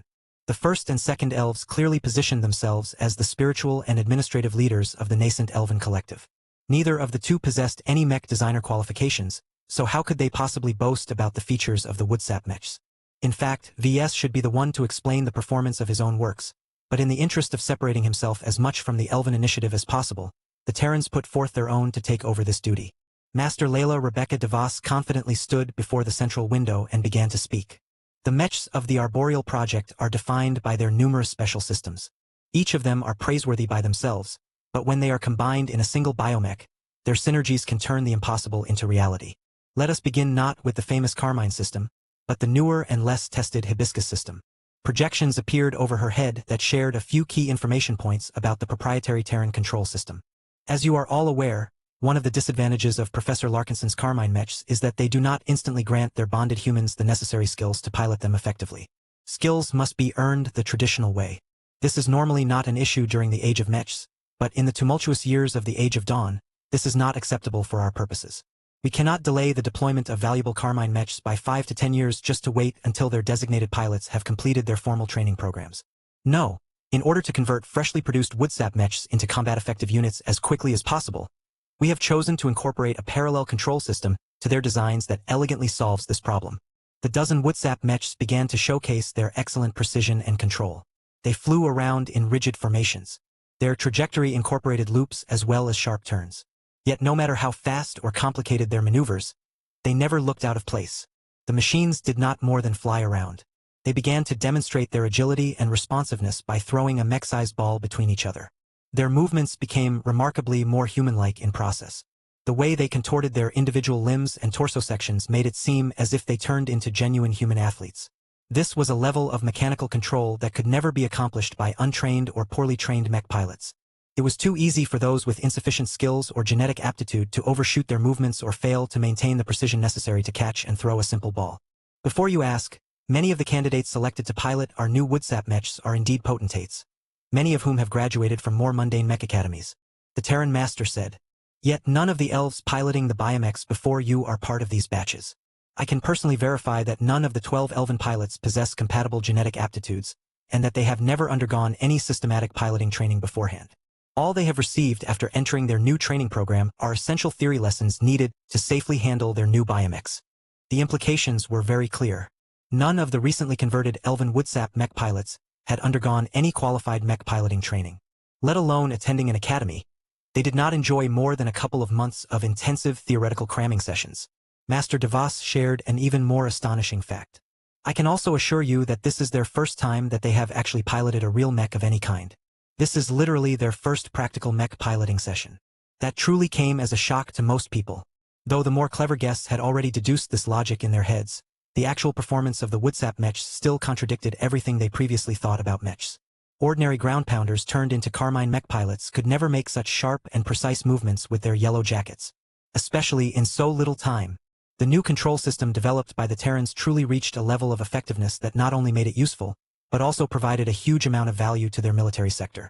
After all, compared to yellow jackets that could not get rid of their status as liabilities unless their Carmine mech pilots finally brought their piloting skills up to standard, the new Woodsap mechs could immediately make a difference on the warfront so long as their new pilots completed a few theoretical classes. Of course, just because these former infantry soldiers stuffed the equivalent of several dense textbooks in their heads did not mean they could completely match the combat effectiveness of genuine first-class multipurpose mech pilots. There were still many standards that they had yet to meet. Closing the gap to the true mech elites of the Terran Alliance demanded much more thorough training that could not be completed in a short amount of time. However, few people cared about these shortcomings. It was already more than enough if the rookie Woodsap mech pilots could match 50% or even 30% of the combat effectiveness of first-class multipurpose mech pilots. The latter represented the true backbone of a modern first-rate state. The number of pilots capable of piloting the strongest and most expensive standard mechs of a state often served as a convenient measuring standard of national strength. If the Hibiscus system could transform millions or even billions of ordinary infantry soldiers into somewhat effective mech pilots in a matter of months, then that effectively meant that the Terran Alliance could easily multiply its foundational military strength by a factor of 2, 3, or even 10. That was not an exaggeration. As long as the bio-industrial sector of the Terran Alliance could sustain the huge resource and biomanufacturing requirements of growing so many Woodsap mechs, the ambitious colonial Star Empire could easily double the size of its overall military within a single standard year.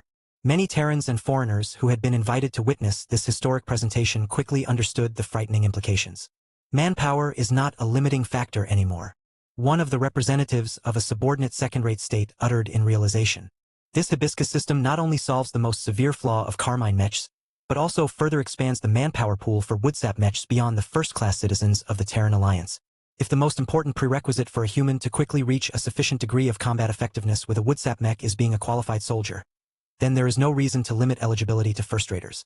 Second-raters and even third-raters can just as easily pilot these Woodsap mechs in a matter of months so long as they are not too stupid.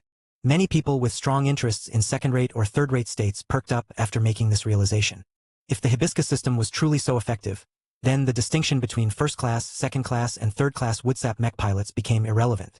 This was because as long as a soldier possessed enough discipline and could shoot a gun accurately enough, then he or she would definitely be able to become an effective Woodsap mech pilot. Chapter 74:40 Blessed Recovery. Chapter 74:40 Blessed Recovery. The Carmine system already granted a lot more humans the ability to pilot mechs, yet that was not enough for most leaders and commanders. The addition of the Hibiscus system neatly solved the critical training problem, thereby allowing soldiers of all stripes to control Woodsap mechs as if they were larger versions of their own bodies. Such levels of control was very different from the more traditional methodology of mech piloting. The degree of body substitution was so much higher that there was no equivalence. It took so little time for most Woodsap mech pilots to reach an acceptable degree of control and precision that this factor alone could immediately strengthen the Terran Alliance national power in the short term. Many people couldn't get used to the thought of living in this new reality. If these Woodsap mechs are truly easy to control, then there is no way that the Terran Alliance will run out of qualified manpower. Unless the Terrans lost all of their territories and almost became extinct, they would always be able to spare enough soldiers for conversion. This was a massive change. One of the persistent bottlenecks that prevented states from expanding their mech forces at a higher rate was the limited supply of potentates and trained mech pilots. There was no easy way to expand this inherently limited manpower pool. The requirements for first-class multipurpose mech pilots were especially harsh. Not only did they need to possess higher-than-average genetic aptitude to adequately control more complicated machines, they also had to undergo extensive augmentation and master a large variety of skills and knowledge.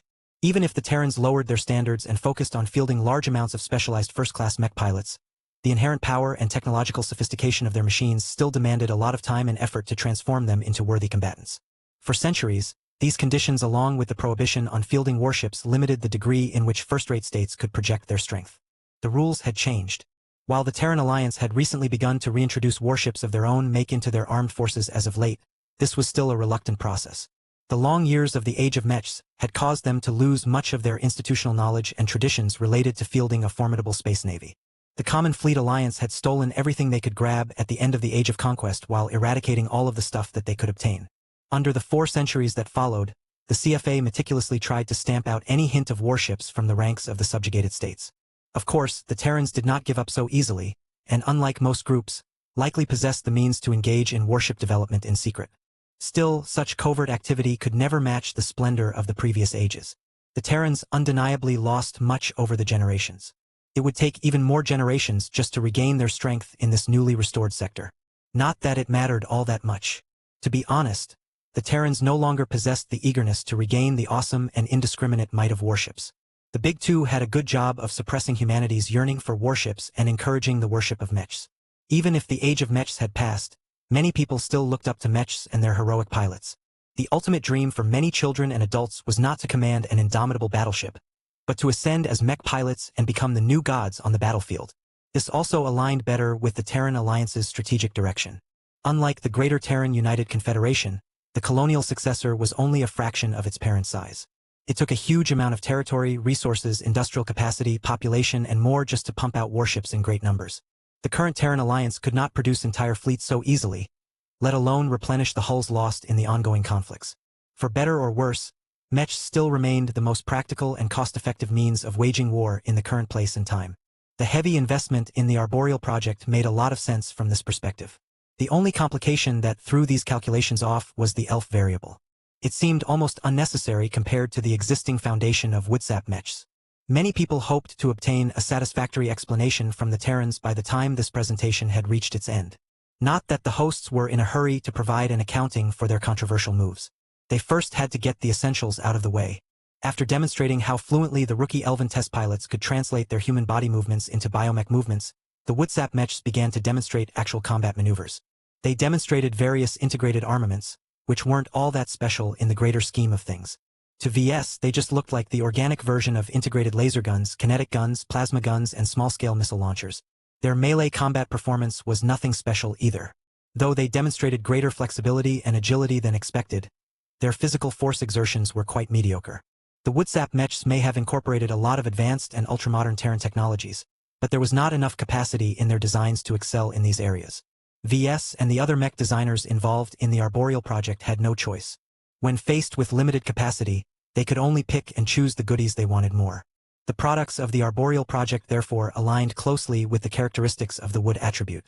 The Woodsap mechs did not excel in terms of offense, but made up for it in other ways. Unless VS or the Terrans went out of their way to design a more radical offensive variant, the Woodsap mechs could only be expected to punch within their own weight class. However, it was not the weapons themselves that attracted the attention of the guests, but the targets that got struck. The Woodsap mechs unreservedly pointed their weapons at each other. The defensive performance of their Azure energy shields did not appear noteworthy. While they exhibited slightly greater regeneration rates than normal, their capacity to resist damage was not better than other standard models. It was only when the various weapons struck the exterior of the Woodsap mechs that their defenses began to shine. The tough but flexible bark-like material covering the surface of the Woodsap mechs resisted greater damage than expected.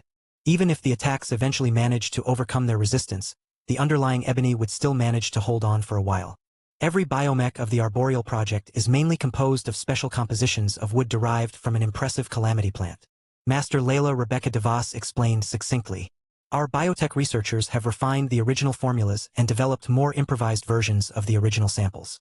The most notable formulas incorporate a large amount of helpful substances, such as phase water, as well as a rarer material called solus gas. The master mech designer gestured towards the darker-tinted biomechs among the prototypes, demonstrating their capabilities beyond the large window. Phase water is available in enough quantities that we have no intention of producing Woodsap mechs to us that do not incorporate this essential exotic. However, solus gas, which originates from the same untamed planet as the aforementioned calamity plant, is currently restricted in supply. The stockpile that we have exchanged with the Larkinson clan is still large enough to raise a core force of Woodsap mechs that possess additional properties, most notably the complete inability to detect them with most sensors. Those augmented with advanced sensor systems or special tools on their person had already noticed this remarkable property. Despite being able to observe all 12 Woodsap mechs with the naked eye, half of them either did not show up on their sensor systems or returned very scrambled results. This was quite remarkable. While the Woodsap mechs fortified with solus gas could not function as proper stealth mechs, the difficulty of detecting them still made them useful in many other ways. From launching ambushes to letting them creep up to enemy units while hiding behind other friendlies, many military officers could think of a dozen different ways to take their enemies by surprise. Even if these biomechs fought in the open, the strange inability for most sensor systems to lock onto them meant that it became much harder for automated weapon systems to land their hits. This might not matter too much when fighting against other enemy strike craft, but this particular advantage could play a much more decisive role when fighting against warships, which relied much more heavily on automation regardless of whether they were human or alien in construction. Many Terrans understood very keenly that if the Terran Alliance directly raised powerful mech core comprised of these undetectable Woodsap mechs, this could easily become a new trump card that could achieve astonishing victories in the most critical battles. Master Layla Rebecca DeVos must be smiling in anticipation of the performance of this special unit. Before you ask, work is underway to study and reverse engineer this so-called solus gas. It possesses many remarkable properties, so much so that even partial results can be used to develop lesser but still valuable gains. I can say no more on this topic. What is much more relevant at the moment is how fast our Woodsap mechs can recover. Regeneration is the archetypal advantage of biomechs. What makes our particular work special is the efficiency of their restoration. After the Woodsap mechs shot or hacked at each other for a while, they no longer looked as pristine as before. Their chest plating had been cratered. Swords had cut off entire limbs. Kinetic projectiles had drilled from one end of the torso to the next. The damage looked so serious that most typical mechs would have lost their combat effectiveness outright at this stage.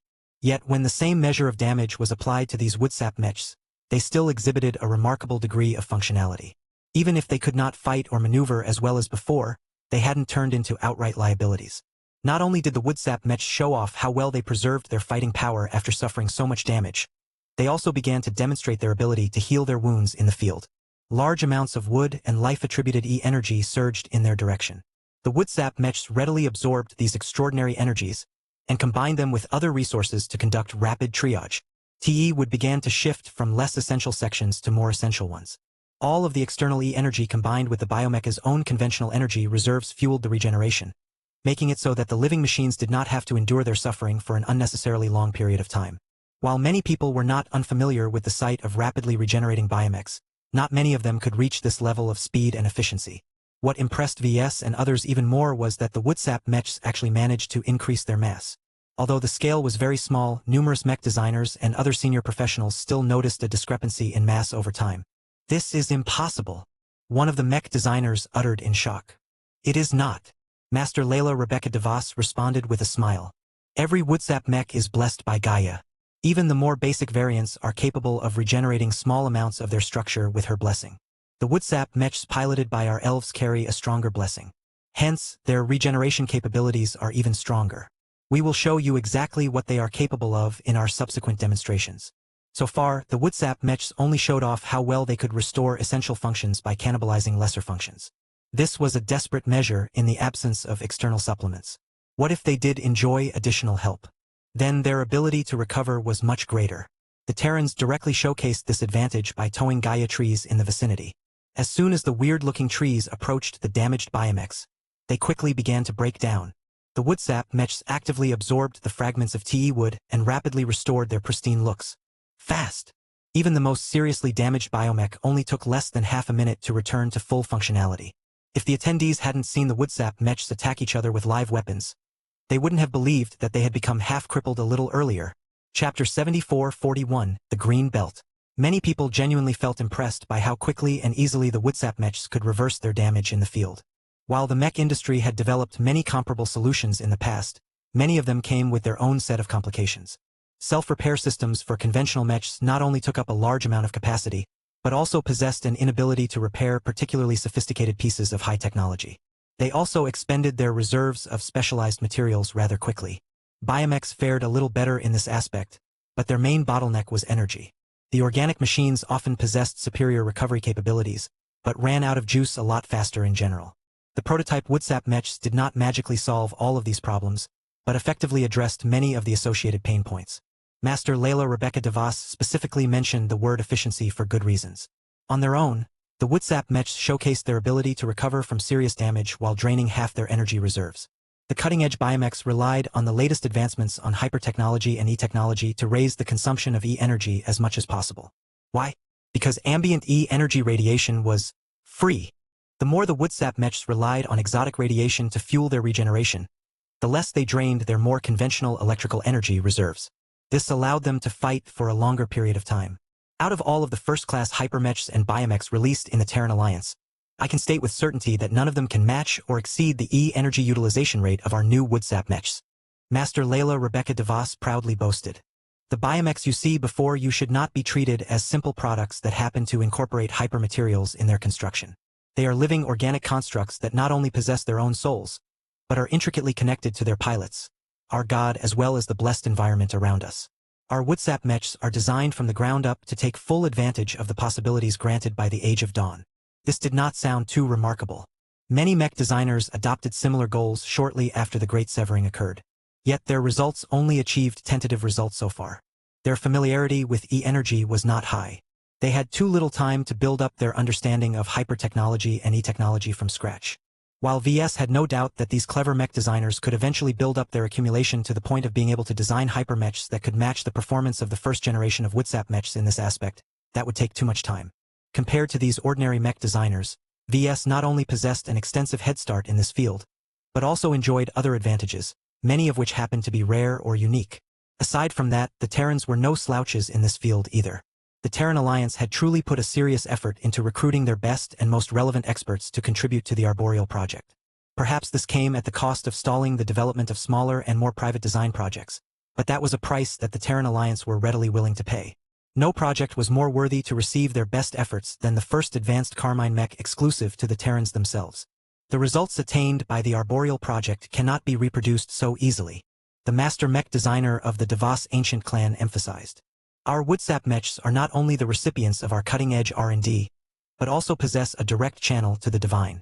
No matter what you surmise of Gaia, her powers as a deity are not false, and she readily grants her protection to our unique brand of biomechs. Other comparable products cannot compare. The benefits of Gaia's blessings encompassed many aspects. It would take too long for Master Layla to explain them all, so she did not even attempt to do so. It was enough to mention it and allow her audience to fill in the gaps themselves. What is important to remember is that our Woodsap mechs require no special methods or preparation to utilize her blessings. It is helpful if every Woodsap mech pilot is a worshipper of Gaia, but we do not insist on it. The machine is more than enough to do all of the heavy work. This is the strength of living mechs. This preempted a very serious problem, which was the question whether the Terrans should embrace religion.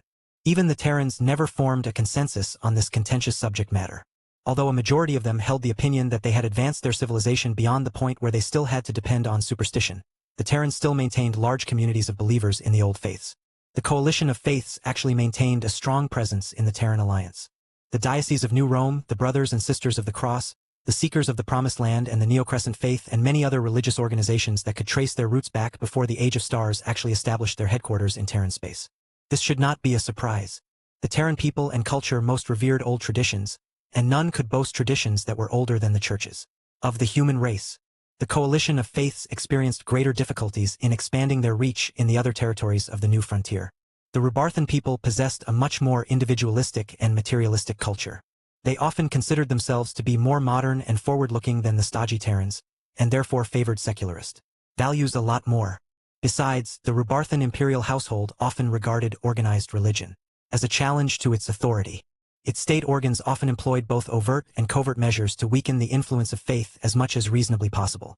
As for the Red Ocean Union, it went without saying that the Meshers and the Fleeters considered faith and superstition as poison. The rise of the Red Collective may have softened strident secularist leanings, but their suspicion towards anything that vaguely resembled the Five Scrolls Compact never disappeared. In short, out of all of human-occupied space, the Terrans and their subordinate people provided the most fertile ground for Gaia's church. Although many Terrans still remained skeptical towards this upstart god that seemingly came out of nowhere, once the Woodsap Mechs began to showcase their might on the battlefield, VS expected that many people would come to appreciate her existence. He himself had very mixed feelings about this future development. He did not begrudge Gaia for acting proactively to spread her worship among the Terran people. He just felt uneasy about exchanging their belief in the strength of humanity for belief in the strength of their god and the blessed elven race. Nonetheless, VS reminded himself that this was not his business. What the Terrans did with Gaia was their own business. There is greater depth behind the regenerative capabilities of our Woodsap Mechs. Master Layla Rebecca DeVos spoke. Our new biomechs are not designed to work in isolation. Instead, they function as part of a greater combat system. To emphasize her words, the giant tree-shaped space station began to shift one of its massive branches. A large leaf that simultaneously served as a platform rotated around until it stopped a short distance away from the Woodsap Mechs. The atmosphere-contained surface of the leaf was covered with soil, foliage, and exotrees of various different species. None of them appeared to be Gaia trees, yet radiate life of their own. The Woodsap Mechs briefly attacked each other again in order to purposefully damage their frames. They then proceeded to descend and approach the nearby flora. What happened next was astonishing. The Woodsap Mechs actively absorbed the life out of the surrounding plants and trees. All of the vitality locked within the seemingly ordinary plants got sucked away. Leaves grew brown while tree trunks became brittle. As the foliage started to fall from the branches, all of the wood energy and other energies surged into the biomechs as if they were sponges. In fact, the hungry Woodsap Mechs absorbed more than pure energy. They also extracted bits and pieces of biomass to patch up the holes in their mech frames. Though the unconventionally repaired parts clearly looked off, they still improved the conditions of the damaged biomechs in the absence of better solutions. What you have witnessed is one of the most important defining traits of Woodsap Mechs. Master DeVos spoke with pride and satisfaction. Our arboreal project combines both biotechnology and e-technology to produce a compound mechanism that effectively enables our works to draw upon any source of nature to replenish themselves. They can recharge their energy reserves by draining it from the forests of any nearby life-bearing planet or space garden. They can partially repair the physical damage that they have incurred, though there are limits to this capability. The Woodsap Mechs designed for elves are especially good at this. Their conversion rate is higher and can slowly regenerate TE wood out of inferior materials. This had massive implications. Many mech officers quickly figured out how they could exploit this advantage, assuming that Master Layla DeVos told the truth. The Master Mech designer smiled wider. These traits provide our Woodsap Mechs with added strategic value that is unmatched by other mechs. In defensive battles, we can center our lines around planets that are filled with an abundance of life. No matter whether their ecosystems are native or terraformed, every forest is able to serve as an enormous and easily replenishable energy reserve and supply depot. Almost every organic component of our Woodsap Mechs can be autonomously repaired by the biomechs themselves. They can sustain themselves in the field with minimal logistics and support structure if necessary, thereby freeing a large amount of manpower and assets that are better spent elsewhere. Though it sounded a bit extreme, this could truly turn into a viable approach. Normally, mechs could never truly operate by themselves. Most of them could not even travel to other star systems unless they had been mounted with mini-drives, which most groups considered an extravagance for standard mechs. Essential services such as maintenance, repairs, resupply, storage, and piloting services all required the support of dedicated personnel and facilities. When stretched across a lengthy front, these necessities imposed a huge burden even at the level of the entire Terran Alliance. Developing a new biomech that did not demand all of those services could make a major difference in the ongoing wars. Even if the Woodsap mechs operated at a reduced level of effectiveness, if they were operating by themselves, the new possibilities still opened up a lot of flexibility. A star map of the Terran Alliance projected in front of Master Layla DeVos. The woman dramatically raised her arm and swiped her hand through the contested border regions. Her gesture left behind a glittering green trail that illuminated the front under pressure. In order to transform our front lines into an impregnable wall that can repulse alien aggression for many years, we have decided to construct a green belt along our current front. At least one life-bearing planet within strategically placed star systems will be turned into natural strongholds and mech bases for our growing number of Woodsap mechs. If no life exists within those locations, then we will rapidly terraform a globe to complete our green belt. Soon, millions of Woodsap mechs will garrison those sites and serve as the backstop that the aliens can never pass by. Even if we must extract the last drops of vitality from our planets, the Terran Alliance shall stand. Many Terrans cheered at this declaration. The green belt sounded exactly what the Terrans needed in these difficult times. They needed to hear that their leaders enacted proactive measures to strengthen their front lines and repel the aliens. Given what they had just witnessed, many of them already built up a lot of expectations towards the Woodsap mechs. So long as the Terrans managed to produce them in enough quantities, the green belt could easily turn into reality. Hello everyone, this is Shadow. Due to copyright restrictions on YouTube, I can't publish many of the audiobooks you love. That's why I've created a special paid service where you can enjoy over 300 high-quality audiobooks from platforms like Webnovel, Pocket FM, Audible, Wuxia, and more. Each novel comes as a one-time purchase, no subscriptions, no hidden fees. After payment, you'll receive full access via Telegram, along with all future updates for that novel. You'll find a wide selection of your favorite genres and titles, always in premium audio quality. Check the full list of available novels in the description. DM me now to get your favorite stories in audiobook form and start listening today.